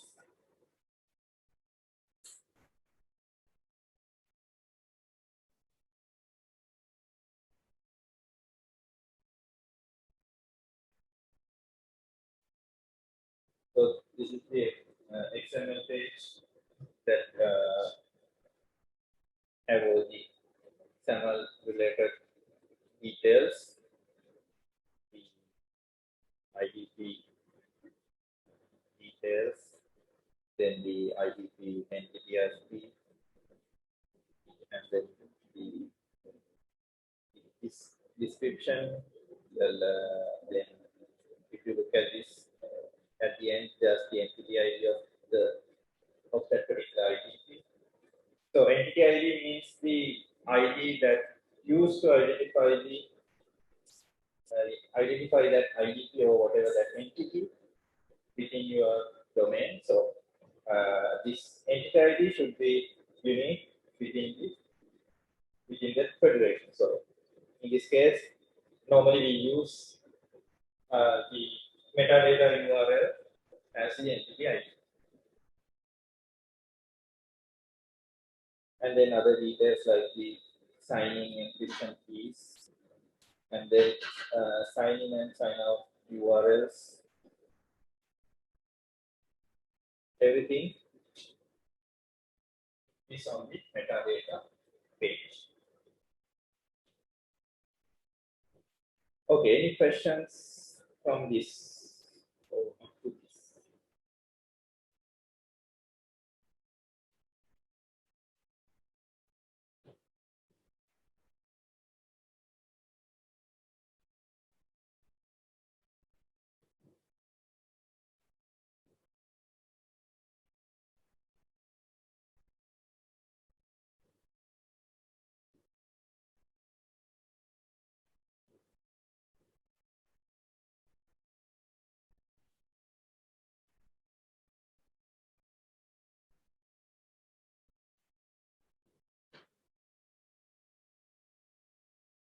Similarly, you can see the metadata for service providers as well. So this is metadata for a service provider for something like this. So you know the fr.ac.lk is our federation registry where we take all the details of the IDs and service providers in the system. So for that service, there's a Shibboleth instance running, Shibboleth service provider instance.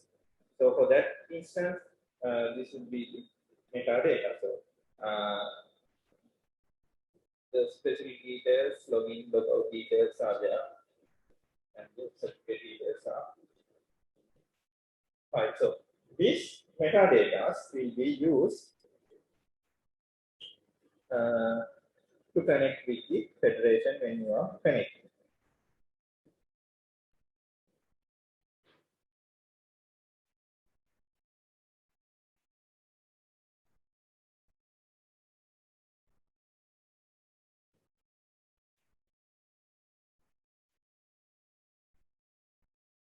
Okay, now this is the metadata. This is the EAP web page or the Enabling Access Federation web page, and from that you can go to the metadata link of EAP. When you go to the metadata, you can see 3 links that were published.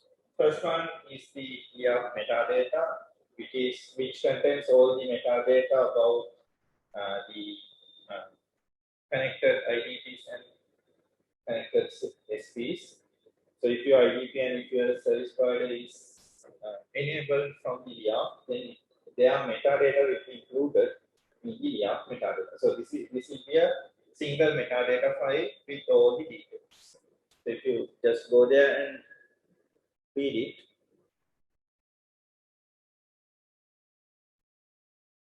so this is again an XML page. Now you can see multiple IDPs, multiple SPs on this metadata link. So the first one you can see the entity ID description here. This is for the Moodle.in, one of the test pages. Then the next one is for the idp.tc, Pentumali campus, ESN. Then the other one for the Science Direct, Sabaragama, EGIA. Likewise, all the IDPs and SPs are there in this general metadata page.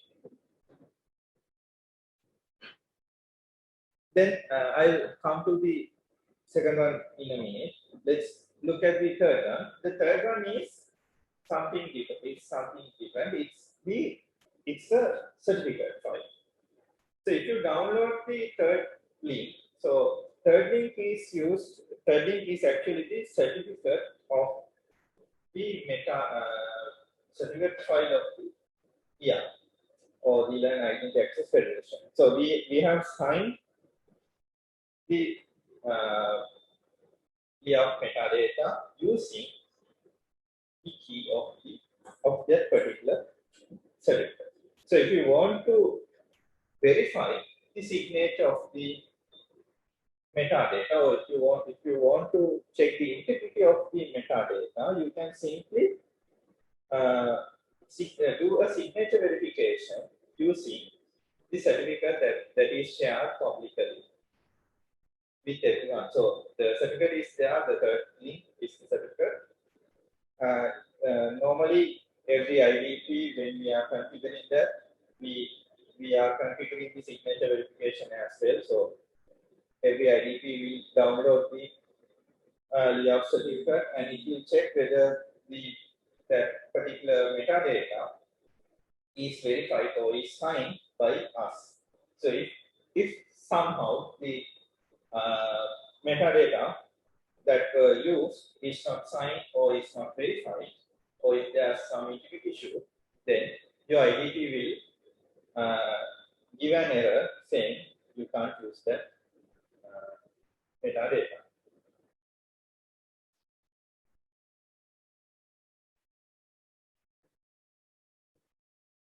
Then the second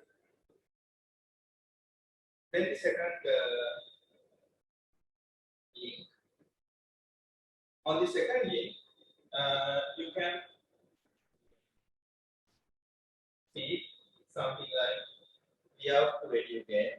So LIA FOLIA or the Identity Access Federation is connected with video game.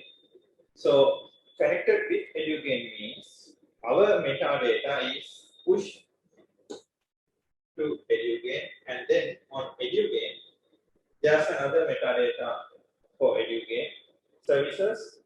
Those metadata will contain our metadata as well. So that particular link is this, and video game will take all the details from this particular metadata. So the difference between the previous metadata link and the second metadata link is normally all the SPs and IDPs will be there on the first metadata link, but the metadata for educate may not contain all the IDPs or all the SPs that we have in LIA.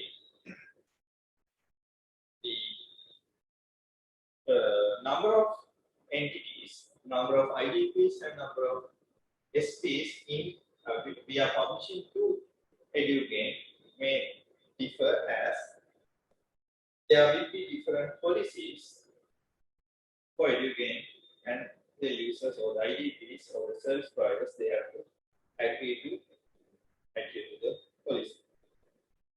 Because of that, we will be filtering out some of the IDPs and some of the service providers from the educate. So at the moment, there are like okay guys, can you remember the name number? How many IDPs?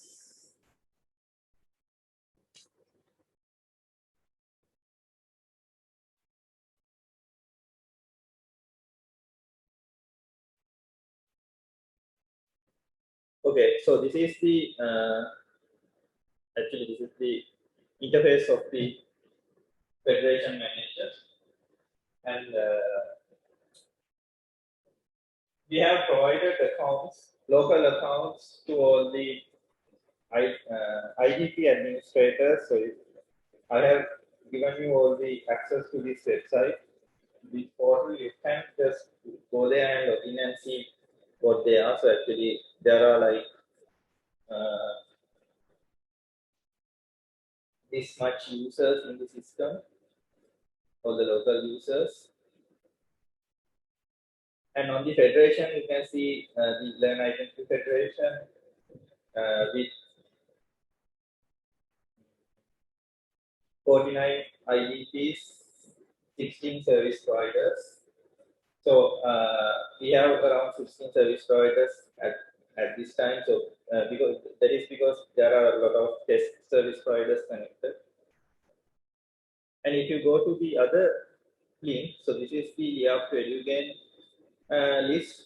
On that, you will see 35 IDPs and one service provider. So at the moment, we are just announcing one service provider to the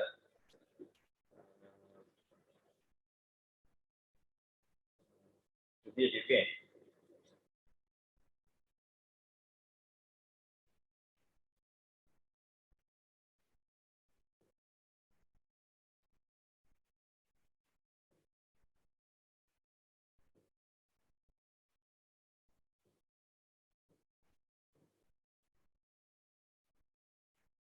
Any questions on metadata?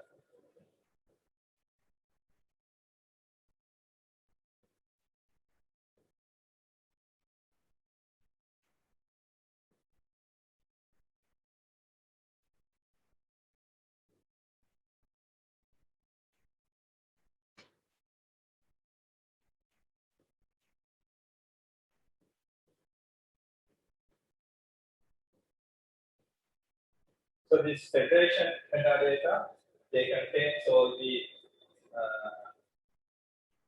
federation entities. Federation entities means IDPs, SPs, and the part. Then they can actually they contains the unique identifier called entity ID. Different endpoints. Endpoint means the sign out links. Then certificates used for signing and encrypting data. So there will be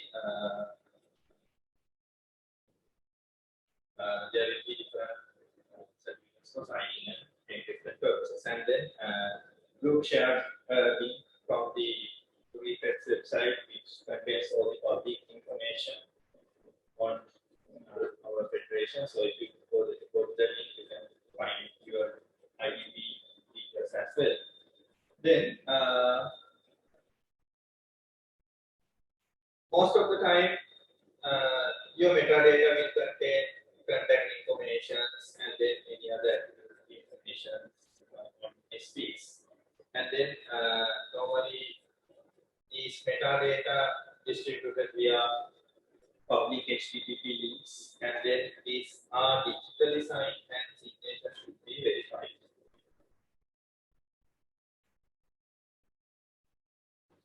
Then your metadata must be kept up to date.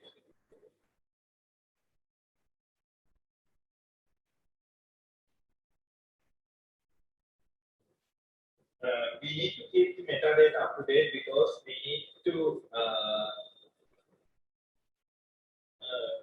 check whether these entities are actually there or whether they are working or whether they are blocked, things like that. So your metadata needs to be refreshed in regular intervals. So in your IDP configuration, if you check the configuration again, there should be a different configuration line called metadata providers. If you check the metadata providers, then you will see these metadata links as well as the refresh intervals.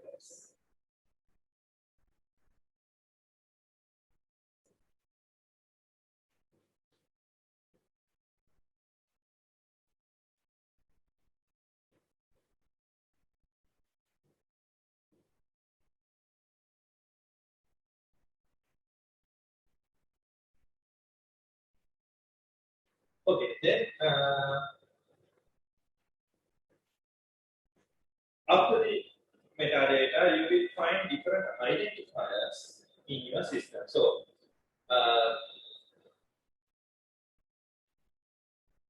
identifiers are there to identify the users. So the users are like, okay, so this issue came early in the morning as well. How to identify the user? That use email,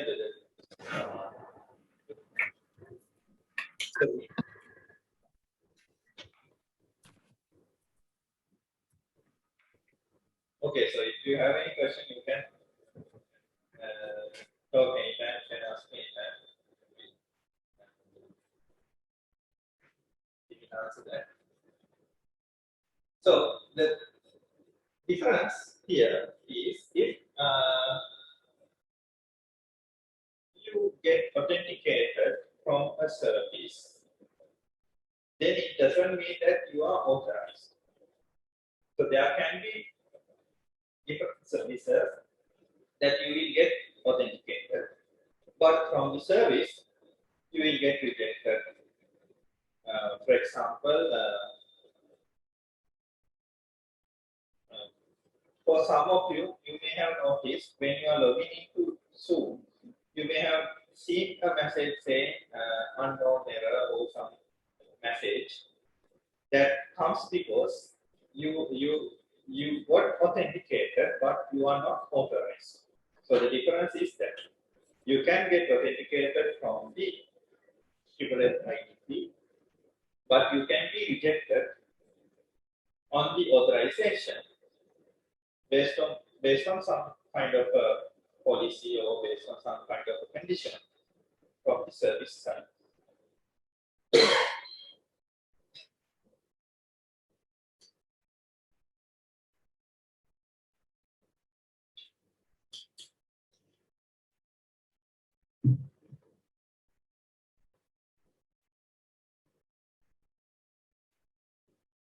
So when we are deciding identifiers, these are some details that we come across with different campuses and different vendors. So in campuses, they look for strong authentication. They don't mind whether you use a long password or but they will look for strong password. But when you look for vendors, they will try to let different identity providers to handle the authentication because it's easy for them, and then they will just rely on browser-based authentication or non-browser-based applications. Then, if there are no any other alternatives, then they don't want to use service-specific password because it's very difficult to maintain service-specific password. And then they will try to do re-authentication based on their requirement when needed.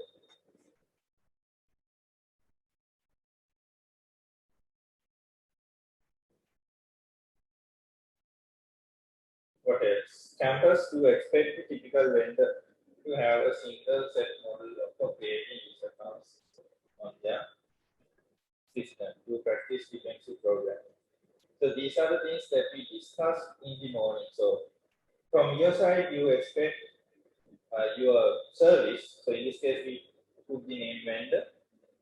Your service to have a single model of users. So, but the thing is, from the service side, you may see different models for users.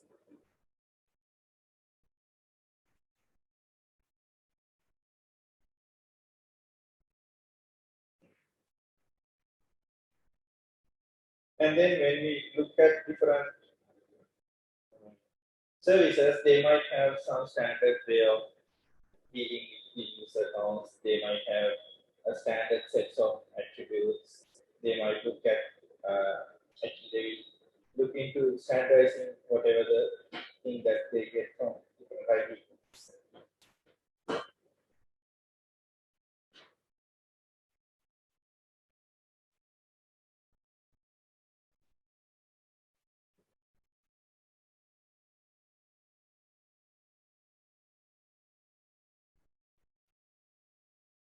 Okay, so to overcome some issues with different attributes and different ways of user models, for the academic and research community, there's a elder schema called EduPerson. So you have been using this when you create the IDs. So this EduPerson schema is there to identify users with education and research background for the scholars. So these attributes, they are specific to a research and education community. So things like the affiliation or maybe organization, the entitlements, even EduPerson OPIT ID, those things, they are extremely related to academic and research community.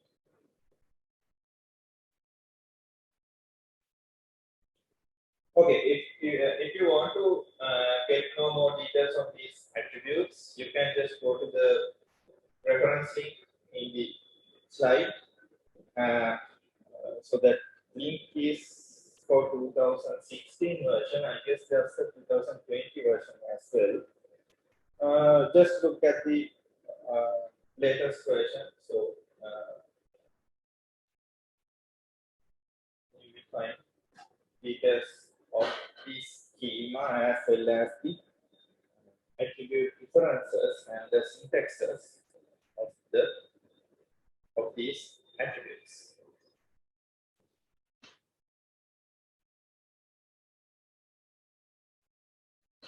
Okay. This is just a slide to introduce OP .org. So actually,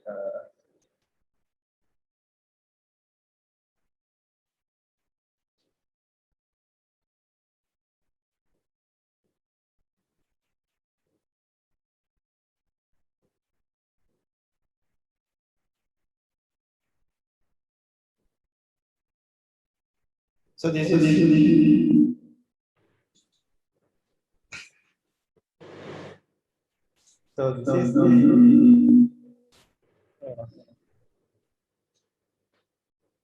okay. So this is the sorry for my feedback. I just unmuted my mic.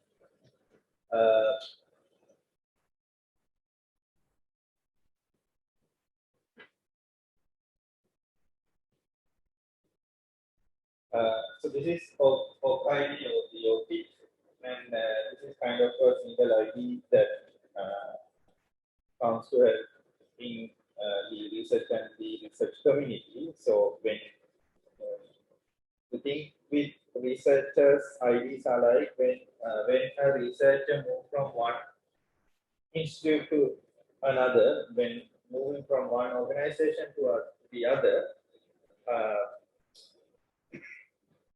their identity sometimes change. So today I will be learn at filling at learn.ac.in. So you will be recognizing me like that. But tomorrow I might be filling at something if I leave that. So earlier it was like filling at kln.ac.in when I was working for University of Kenya, but it's just the same person, but with different IDs. So the OP ID or the OK, you can use a single ID everywhere when you are publishing your research work, or when you are identifying yourself to someone, you can just use your OP ID. So if you are a researcher, it's better to have a single entity to describe you or to identify yourself. So that is why this is there. So again, you can use your university credential or the federated identity to log into OPID ID and get registered if you don't have any OPID ID yet. So for example, here this is the sign-in register. You can use this access to your institute link. This access to your institute will ask, okay, I'll just do the, I just click that, and then here it will ask you the organization. In my case, I'm using Learn. So once I click the Learn name, it will pop up with the logo that we use. So actually, this is again an example for the discovery that use that is using the service provider.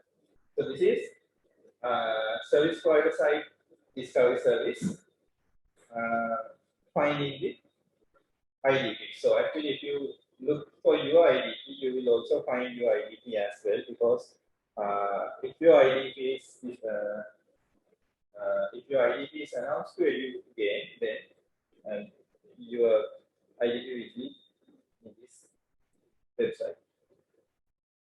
So once I click that, it went directly to the Learn IDP, and you can see login to OPID using our own username password.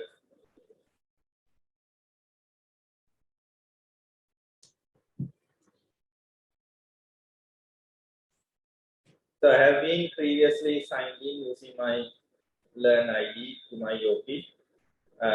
So this is the OPID ID for me. You can see my name here, my OPID ID, something like this, and then different details on whatever the things I did. So this particular details you have to manually enter, or if you use your OPID ID in your publications, they will be automatically filled in this location. Okay, so that is about the OPID. I'll go back to the slides.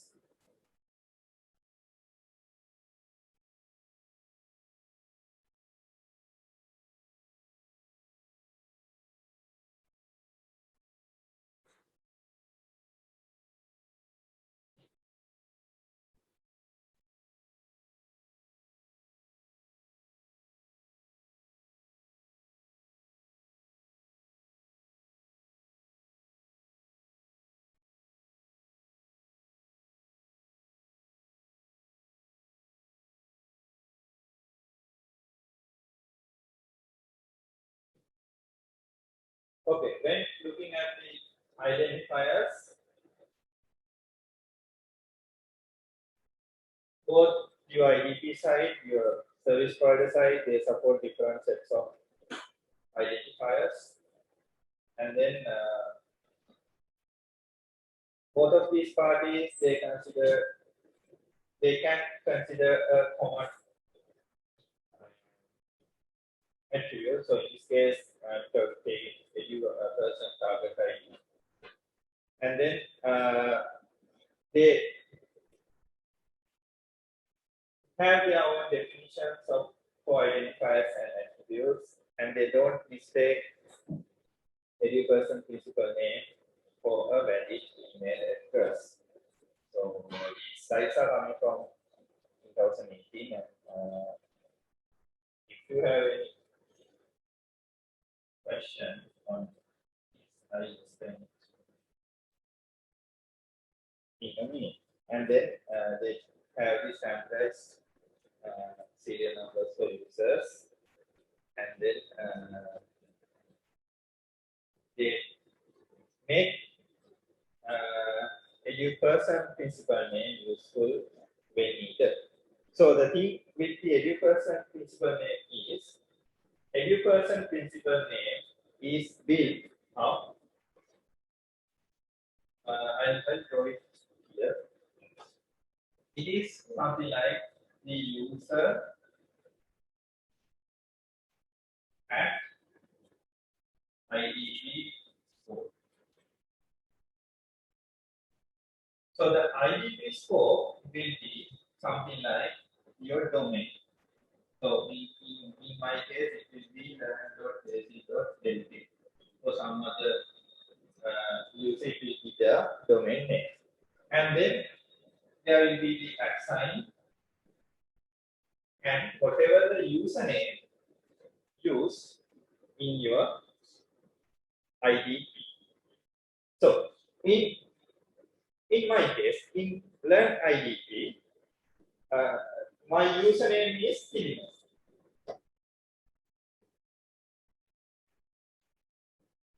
So in your IDP, sometimes your username can be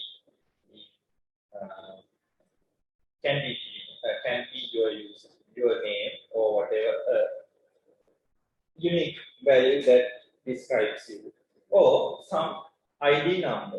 So I know there are institutes who use usernames like S001 or 001 or something like that.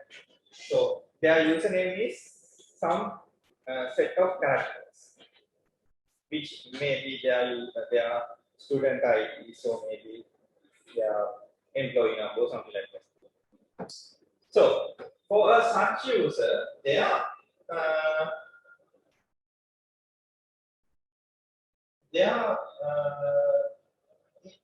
for the education principal name will be that particular number at their domain.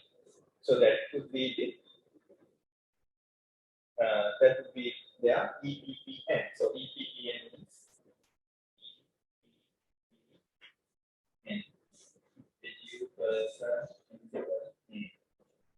EPPN. Okay, then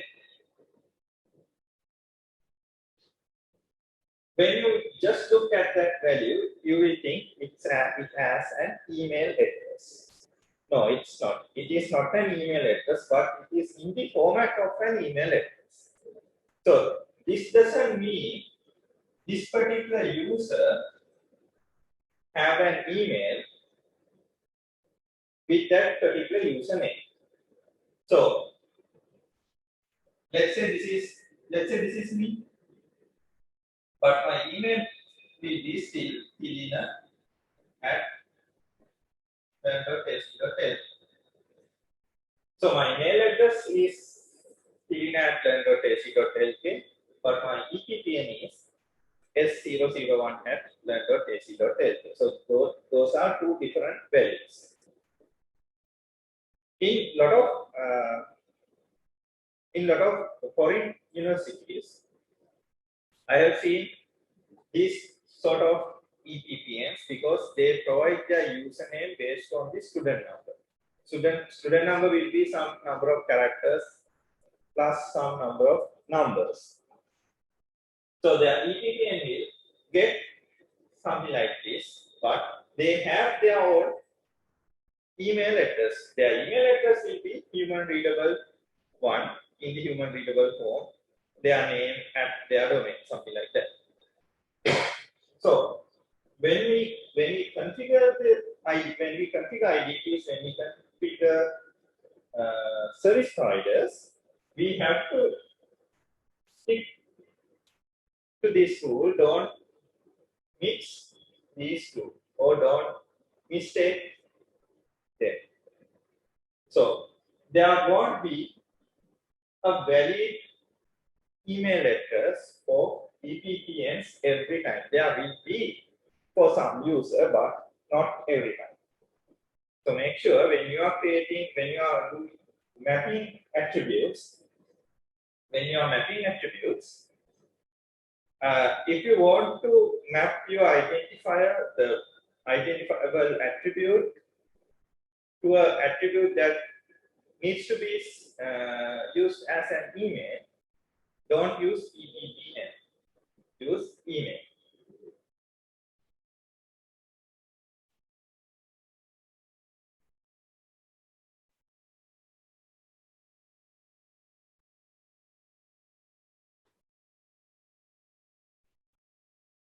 Okay, so the other attribute names, either identifiers can be any of these user identifiers. So for user identifiers, you can use education target ID, education principal name, UID, object ID, education unique ID. If you want to do the personalizations, use the display name, given name, surname, title, email, or any other attribute that have such details like mobile, telephone.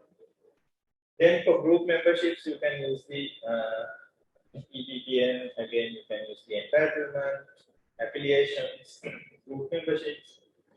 Then if you want to do organizational rules, organizational identifiers, you can use the organization name, organization domain names,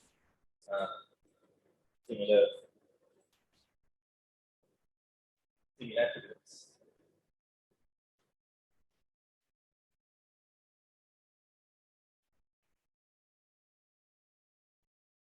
Okay, then we come into why we use channel.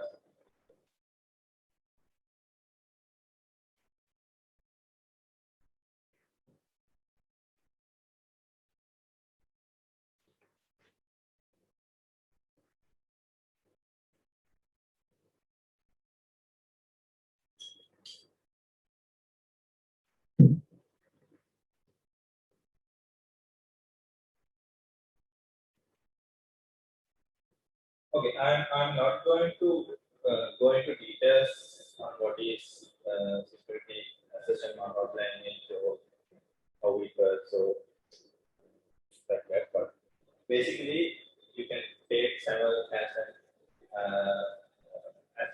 page that use XML to do the transactions, and then using these transactions, IDPs and SPs can exchange the details that we need to do the authorizations and authentication from different identities and different services.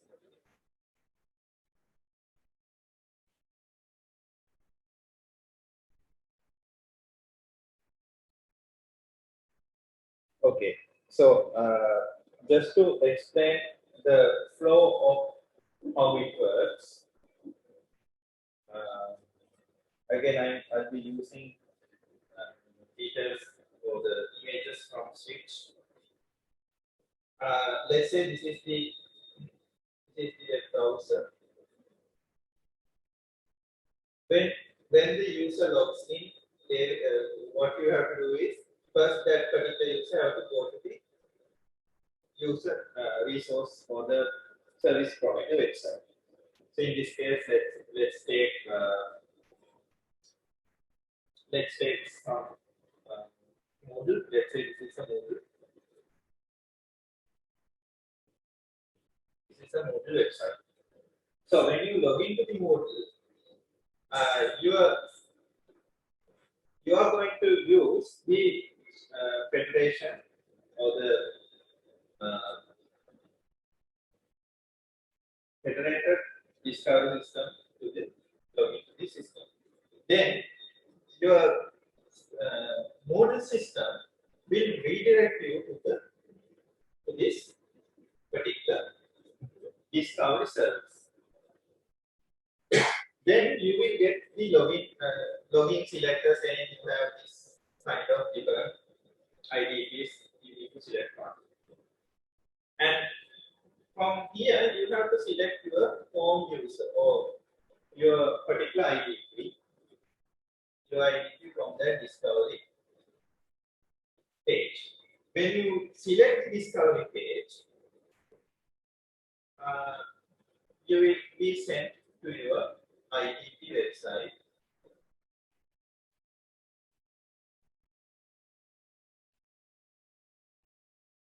And when you log in, your IDP will send that request to the particular SP with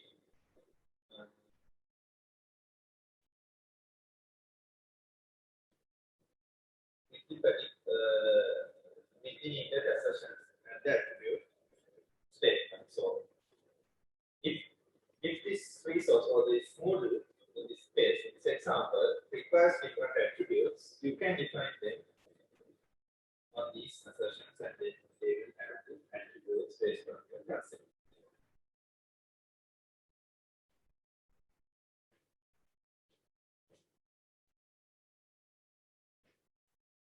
Okay, there's a much more explanation on these slides. You can just go through these slides and see how it happens. And then these are the channel authentication requests and the replies.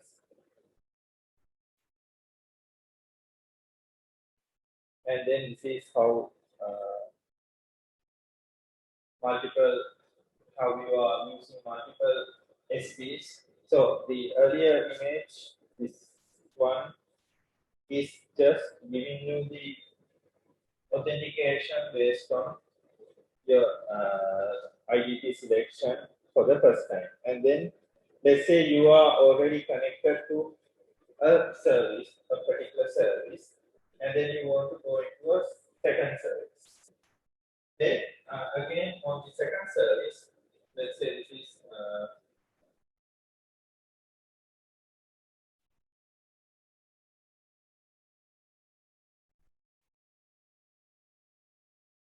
okay. Let's say let's say this black color arrows are for the first time.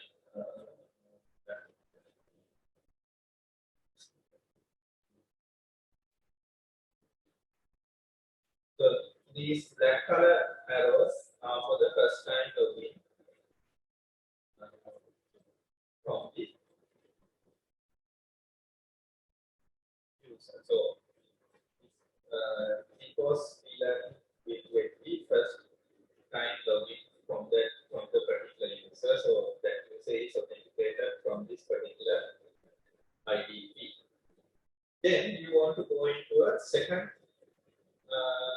second service provider for a network. And then again, that service provider will give you the same discovery page because it is again using the federated login. But now you will, once you select the IDP login, IDP knows that you are already logged in for a different service. So if you have already logged in before this service, then automatically you will be authenticated to that second service as well. So you won't see any login page coming to you because of the second service. There won't be any password request or login request for you in the normal flow. But if your second service provider needs a second re-authentication, then it will send you a re-authentication. Re-authentication means it will ask you again to sign in. So this is how multiple SPs work on the single sign-on scenario.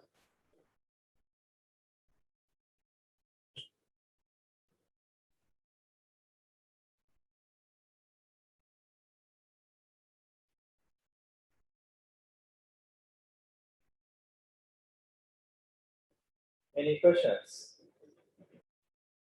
This is again how it's done.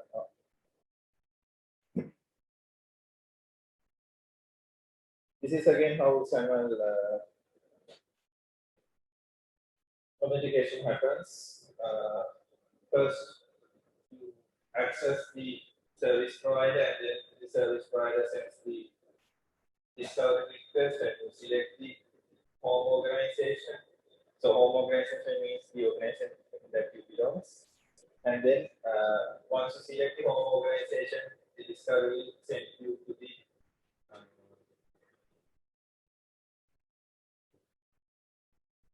identity provider. So this goes to the service provider. You can see the flow, and then the identity provider is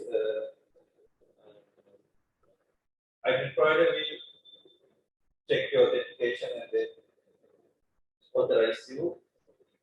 And once you are authenticated, your authenticated details or the attribute information will be sent to the service provider. And if that part is accepted, we will be provided with the actual authorized content. So this is the flow happening in the identity providers and service providers side.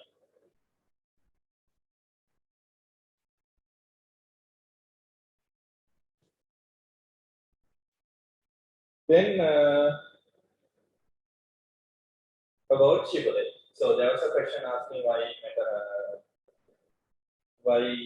SAML and shibboleth. So this is again shibboleth. So shibboleth is kind of a project group, and they are using OpenSAML, C++, and Java libraries.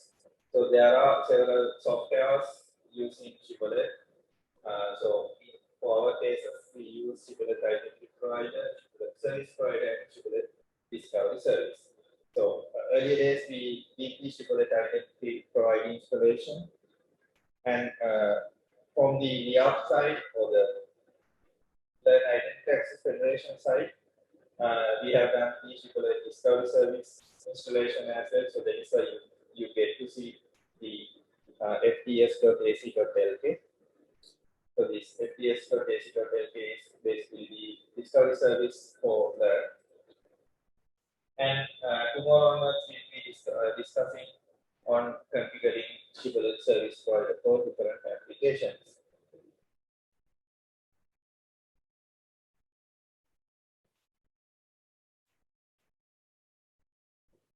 So there are different other these kind of applications, they are in the industry. So there are other identity provider softwares. Even places like WSO2, they have their own identity provider software based on SAML. Since most of the research and education community look for the open source and the free environment, we go for the identity provider installations. It's kind of widely used in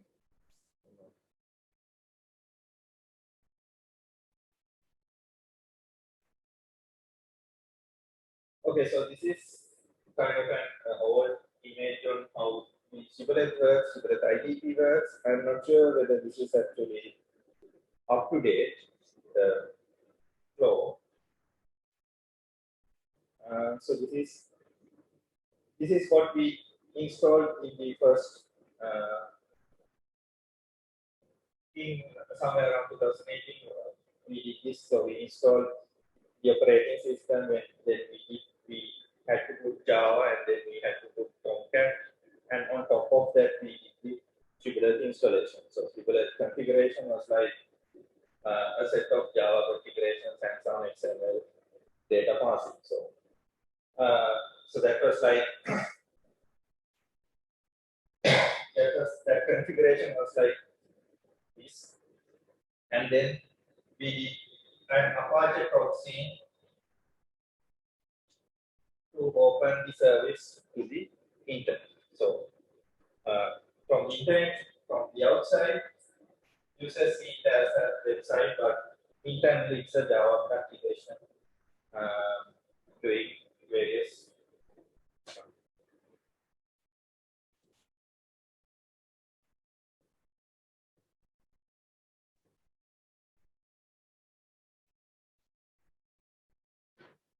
So this is the Shibboleth SP. Shibboleth SP is like the same concept, but now there's a application called Shibboleth where you can install it on your operating system and then use that modules on Apache or IIS as you need it. So again, that particular module can be used to get the user attributes and then pass to different other languages like PHP, CGI, or maybe using a proxy to and then do different other languages, maybe to Java, again, maybe to some other language like Python or even C. So if tomorrow we will be looking at installing this GP and then how to do the integration with Apache.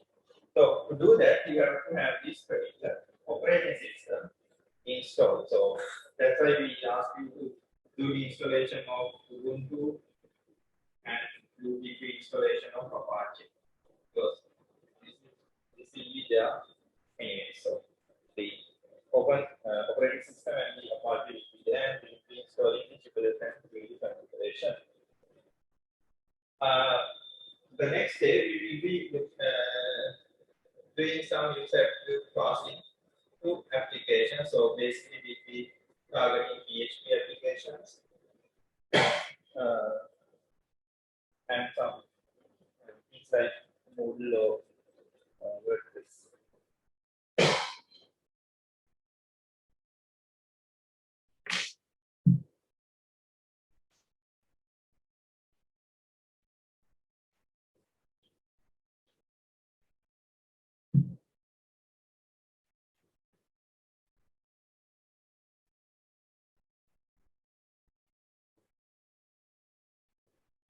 Okay, when we look at the Federation registries, there's a word called resource registry. So the resource registry is where you have all the resources, or you have all the details of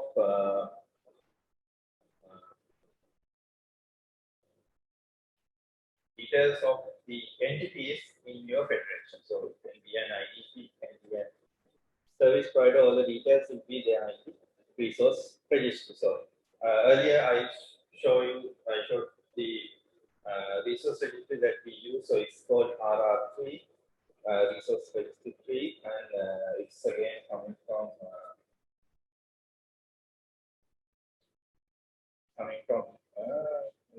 if I'm correct, it's coming from Greece.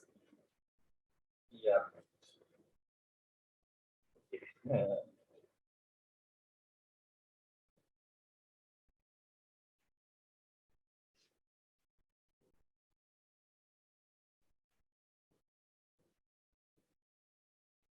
I'll show you again the resource registry. So this is the resource registry, and then for those who manage your IDPs, we have sent you the username and password for this system, and you can use those credentials to log into this system and check out your details on your IDP. So there are like Hirosh, I don't know who's Asant, Umesh, Indika, Chutan, Ula, Gogoda, Nadisha, a lot of people, Pradeepa, Pradeepan. So you guys have your own login, so you can use them, and these are the people who have already logged into this system, and there are few others like Lalit Vaduke, Darshana, Meshna from Xavier, that's fine. Priyanka Fernandez here, Naufi, Pinda from UGC. Okay, so one joined very recently. So actually, I created this account very recently, and that's why it's not logged in yet. Apart from that, you can log into this system and see how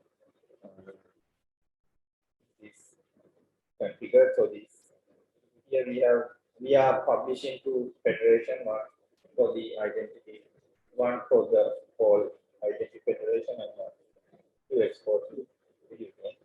So when you go to identity providers, you will see a lot of identity providers listed, and then service providers listed. You can register an identity provider or a service provider, or there are sets who do the both, and then again you can register a federation as well. So the administration part, I'm not sure whether you will see this.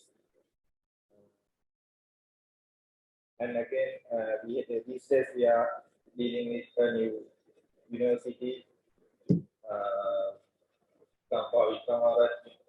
Ayurvedic University. So they are trying to connect their IDP these days, and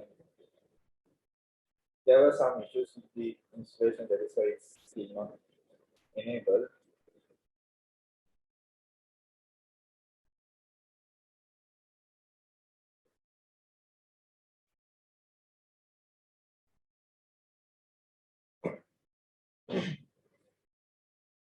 And then I want to show you the reflex.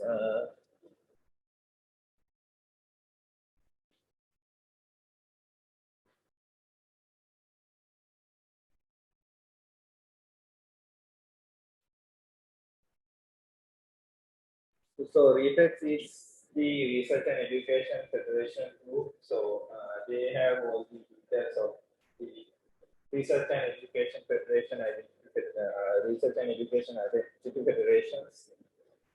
And if you, I think, if you go to this federation map, you can see Sri Lanka as well here. to click, you go to the web page, and then on the federations, if you search LIAF, you can find Sri Lanka LIAF, and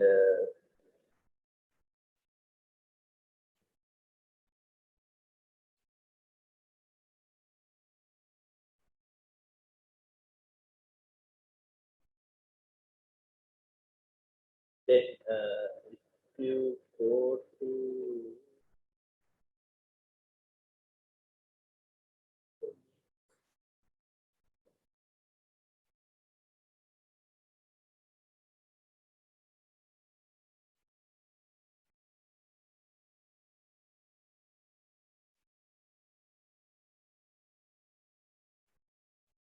if you go to met.refeds.org,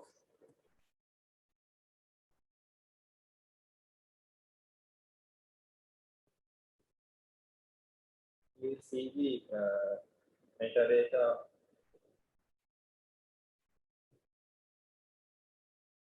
tool.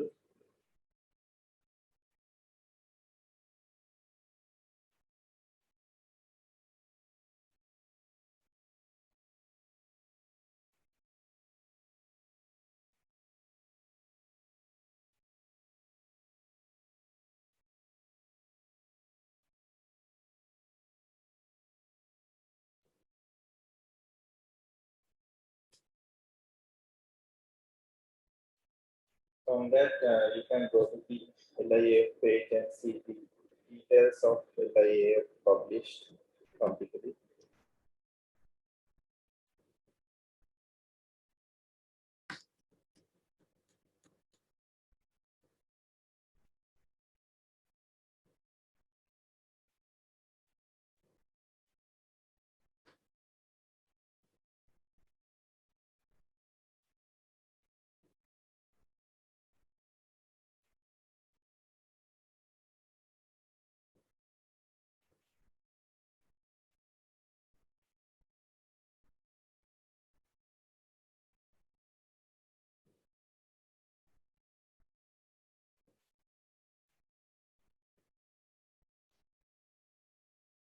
Okay, while this thing loads, I'll just explain something else.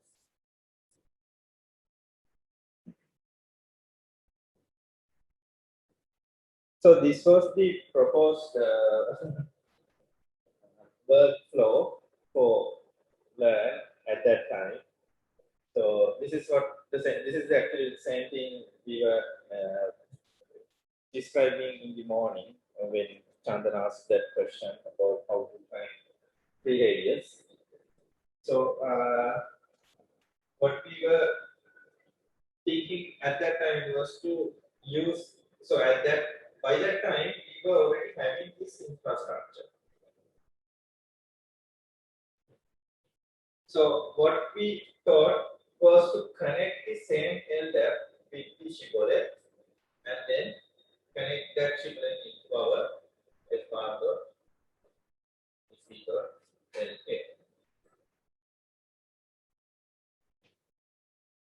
Then when you do the service providers, you can install service providers on different applications and then connect that service provider back again to the resource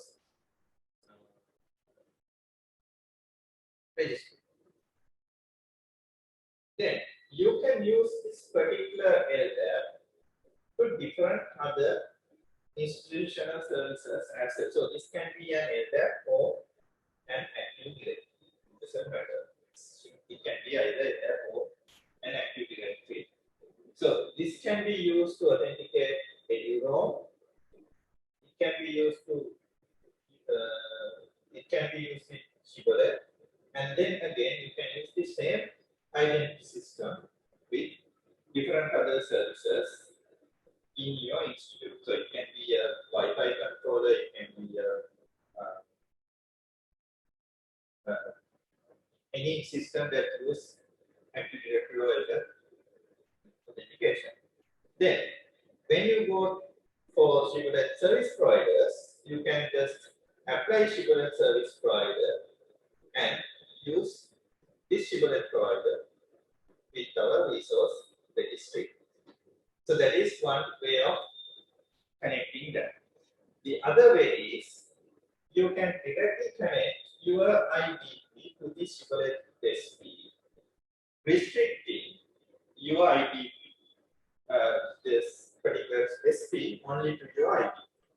So your users will not see a discovery page; they will directly go into the university or your institute's login page.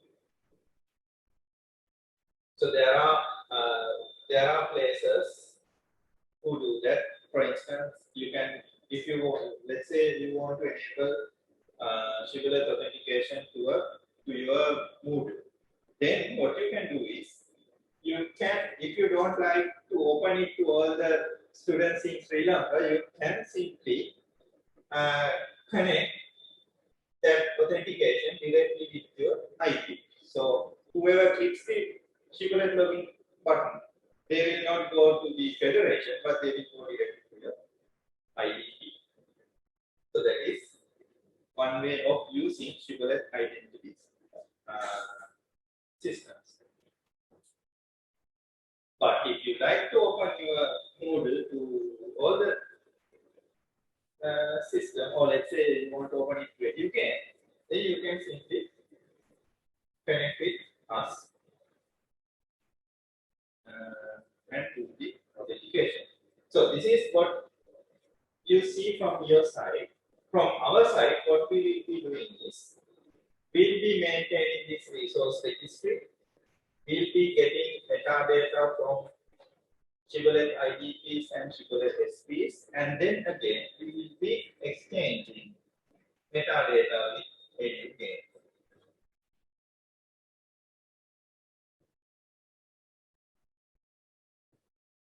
So this Educate will be exchanging metadata with other federations as well, not just that. So any user in any other federation will see their identity providers through Educate, and they can use you can use your identity providers to connect with the other way around. The service providers in other federations, you can use your identity provider to log in to different services in other federation.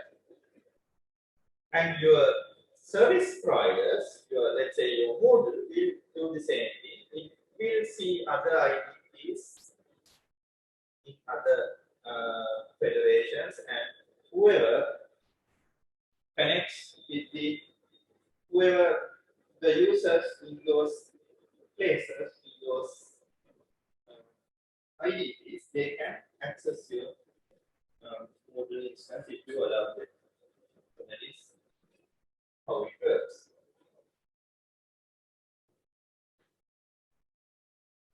Any questions?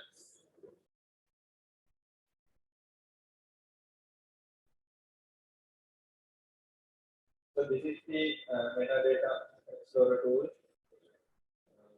for LIAF, and you can see the details of LIAF, and then the ID details, service provider details. So this is not a new game. This is just the metadata explorer tool, which will just be published the details of LIAF. So the IDPs, even the testing service providers will be listed here.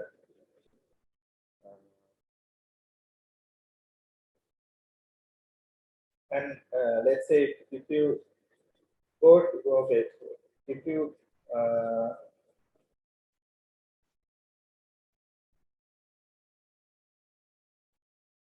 go inside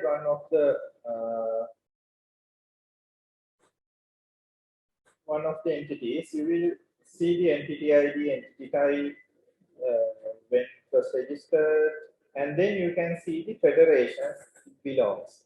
So because since we announced this particular service to educate, there are few more other federations that will be redistribution to their federation. So in common means the US Identity Federation, Swami Sweden, and then UK Access Federation.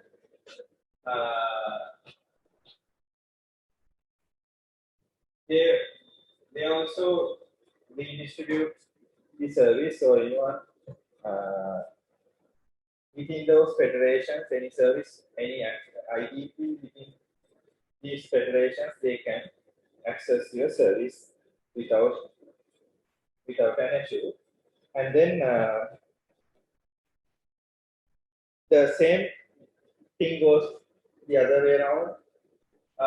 If there are any service within those federations, then you can access them as well. For example, some of you may remember one of the library systems listed your IDPs under UK Access Federation. That was because they were receiving the metadata of your IDP from that particular, I think UK Access Federation, yeah. They were receiving the metadata from UK Access Federation. Because of that, they were listing Sri Lankan universities under UK, under United Kingdom. So that happened because of that. So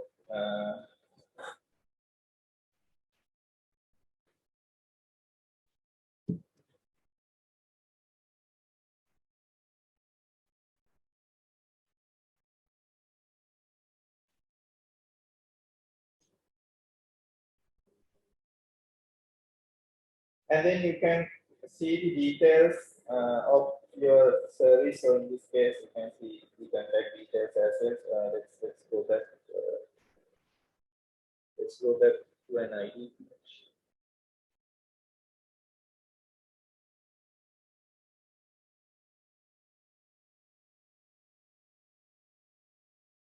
Okay, let's take this one.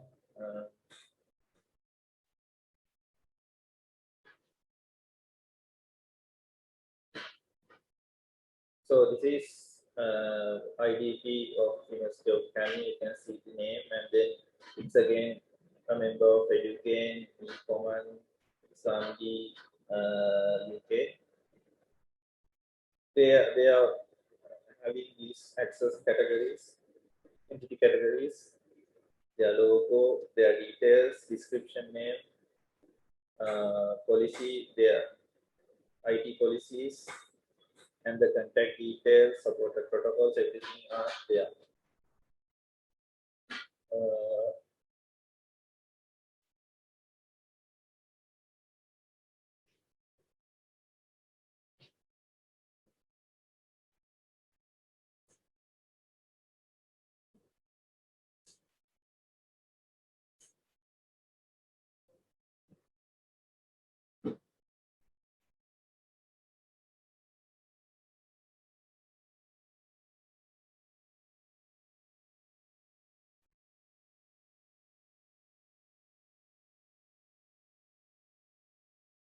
This is model 2.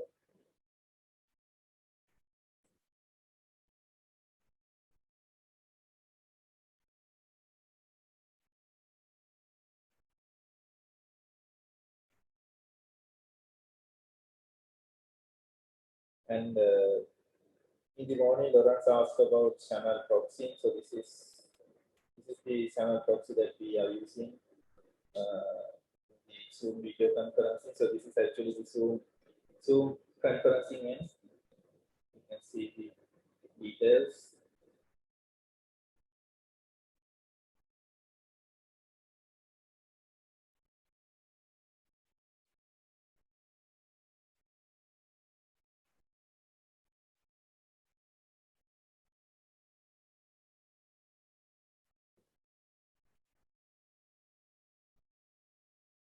But this this particular service is not, we are not announcing it to Educate, it's just a local service, so you can see only LIAF on the federation list because it's not,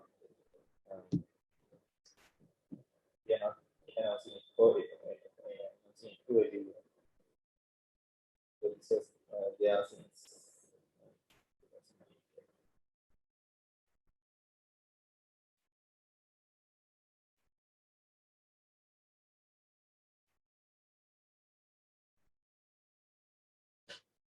Okay, any questions? So this is the EduGain website. I hope most of you have already been to this place.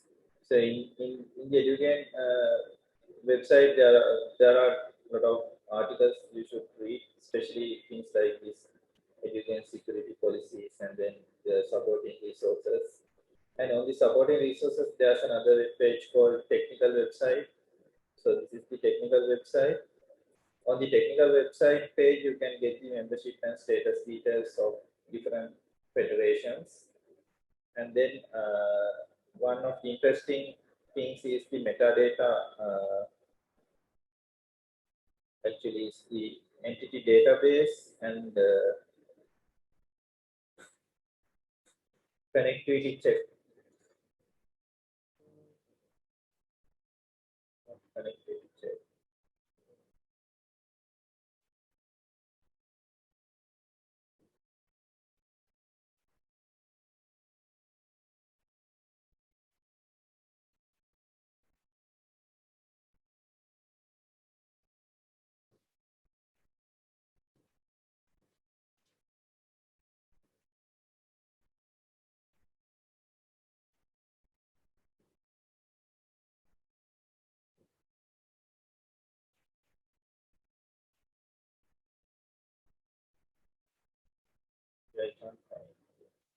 Okay, so this is the entity entities or the entities that are connected to EduGain. So this is a simple web page that lists all the services or IDPs that coming from different federations. So here there's a filter for federations. If I go to LIAF page and do the filtering, you can see the IDPs and service providers. So the people who have the green color status are okay, but if you have any other color rather than green, just look into your IDP details and see why it is not green. So in this case, if we go to this one,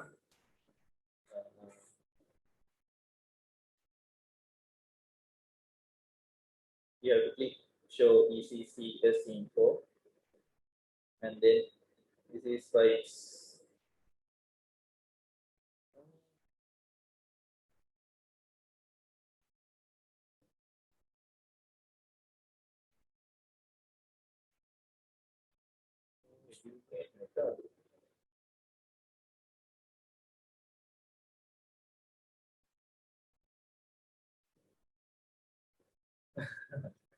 so this happens because they have also actually University of Pune, they have asked us to connect with the EduGain, but this particular IDP, so this University of Pune, they have around I guess 5 IDPs. So this particular IDP and even the other one, the medicine faculty, they haven't enabled EduGain from their side. So when we enable EduGain, I normally send an email saying you have to do this and that on your IDP side to enable the metadata of EduGain. So they haven't done that yet. So that is why it's yellow color.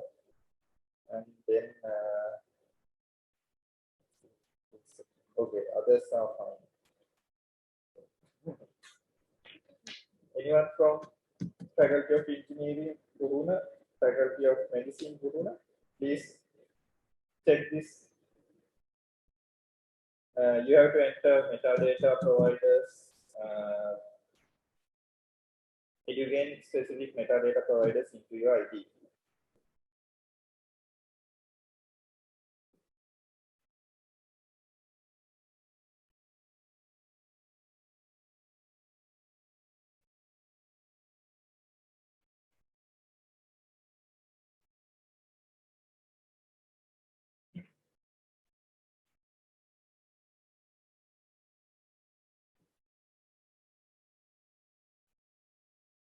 Okay, any questions?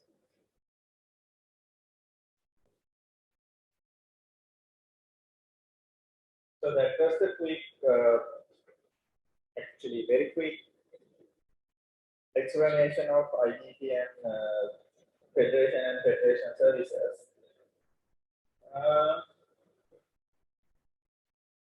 Tomorrow onwards, tomorrow and the day after, we will look at installing service provider.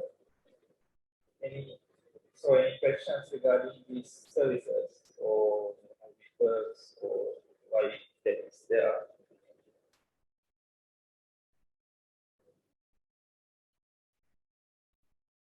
Actually, you can ask anything. So don't be shy. Don't be trying to get in trouble. Every time you ask something, I'm in trouble, so that is fine.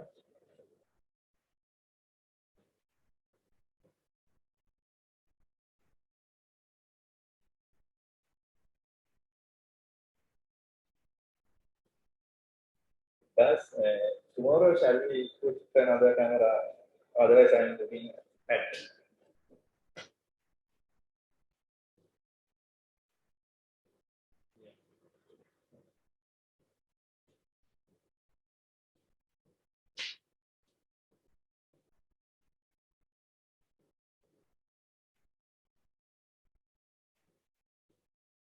Any questions or any concerns on the method of delivery of this workshop? So this is because of COVID, we were not in a mood of doing a physical workshop. That's why we want to put you in your places and we will be in our place and kind of setup. So I'll be writing things on the screen and then I'll be sharing slides if I need using my device. There will be 1 or 2 cameras capturing what I type and what I do. Audio, you know what happened to audio from the beginning. Lighting, there's a flashlight somewhere here, that's why I'm yellowish. Any concerns on that setup? Yeah, that's the other way.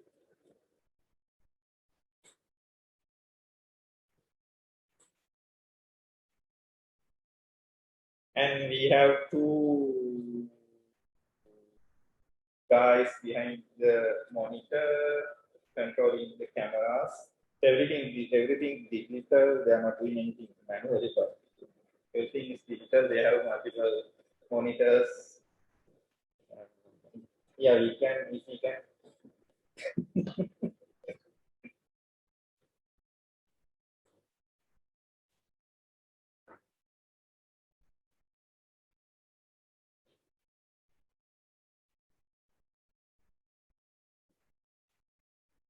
Okay, so there's a question asking if the administrator can reset the password for any user for all systems. How about he or she can trust the system? Okay, so one thing, when you are maintaining an identity system, there should be ethics on maintaining the system. So the administrator should not reset passwords as they desire. So unless the user requests, they should not reset any user password. There can be different policies. There can be different password reset policies, but administrator should not reset a password based on their intention. or without knowing the user, without telling the user. If the user asks to do a reset, then that is fine, but it's not good for the system, for the even for the university to do that. So I know places where, so sometimes back, even when I was working in academia, there were times where we we had to reinstall the Active Directories from the scratch. So the people who were at that time is already in this meeting, so I'm not going to point out what happened. But things like that happened at that time because of issues with the redundancies and maybe issues with power, device failures, likewise. But ultimately, what happened was the students had to come to us maybe once a year to get the password done or maybe to do the reset. So actually what happened was every system, even at that time, University of Canada, they were using the single sign-on systems. They had the same LDAP Active Directory system, and then they were using single sign-on concept. So when we had to reset the system, the users had to come to us and then get it done again. So it's not a good practice to do. So that is why we try to replicate your LDAP or your Active Directory. Try to keep backups and never change any content without the user's consent. I guess that would answer to one's question.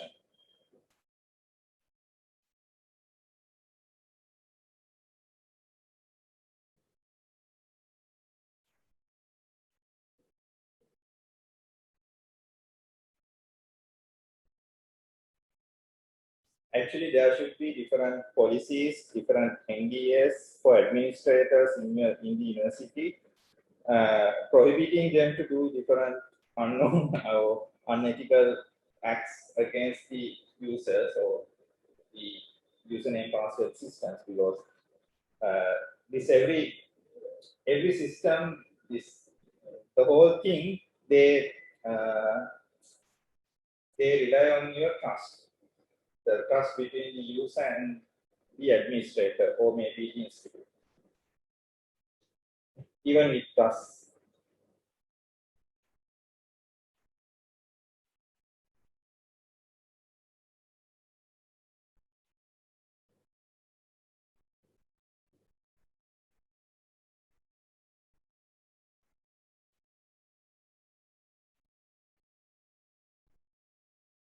Yeah, so actually you need the clear policies.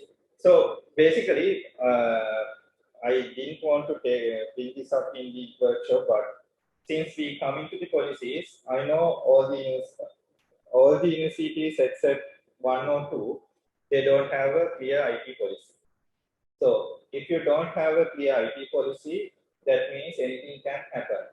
And the other part is we can't even from our side, we can't allow you to access some of the education resources because of that lack of policy. So there are several groups who requires security policies. If you don't have a security policy, they will reject your users. So there are examples. I will show you tomorrow one or two examples which uses security context. So if you don't have a IT policy, if you don't have a security policy, please try to build up these days, because these days it's very easy to do stuff because you will be doing less work because of the COVID scenarios. So try to come up with the IT policy, not just IT, but IT security policy. So so it will be like the user accessibility policy and user security policy, IT security policy. At the moment, I know Calendly and Moratua, they have some sort of a policy, and if you have time, just go to their websites, go to their IT websites, and find out the IT policies. And if you want to create a policy, just get a copy from them and convert it for your need. Again, you can do it with the foreign universities as well. So the other thing is, it doesn't matter you draft a policy, it has to be approved from your management. Once you have a policy, put it into your management, maybe to your vice chancellor or whoever the managing party. Get their approval for that as well. Otherwise, you can't enforce that policy. Okay, guys. So, yeah, Chandana, do you have a question? Yeah, when you are for the tomorrow and day after tomorrow, when you are doing continuing on the service, I like to ask you that LMS or Moodle, if it is better to connect directly to the IDP instead of going to the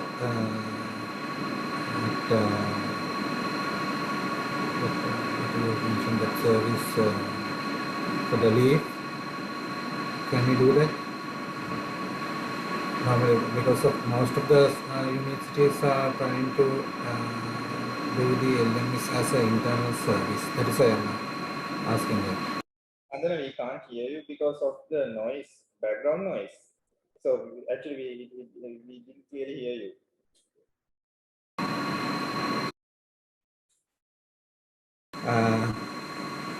When we doing the practical sessions in tomorrow or day after tomorrow, is it better one of the service if we can configure directly deal with the IDP, not going to the or if you can explain it how to do that, because I'm targeting here for the LMS, especially module server. Most of the time we are not allowing, there is no reason to allow to the outside world. It's better to use it as a internal server. Yeah, sure. So our guideline are for the generic installation or the federated part, but I will give you the guidelines on how to restrict it only for your IDP. Okay, thank you.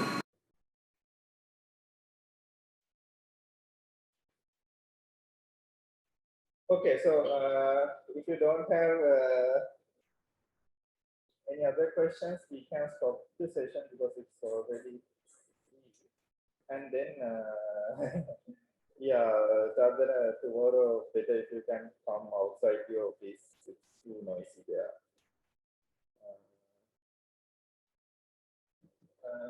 Okay, so tomorrow morning we'll be doing the general service provider installation hands-on. So to do that hands-on, you have to have a server installed with Apache running. So I hope all of you have that, and all of you have done the DNS and HTTPS part. Then we can go with the SP installation tomorrow, SP configuration. So that will be just a general service provider installation, which will just pass different attributes to the Apache web server. Okay, then see you guys tomorrow, and thank you everyone for coming today, and thank you, Blue, for your time. And see you guys tomorrow.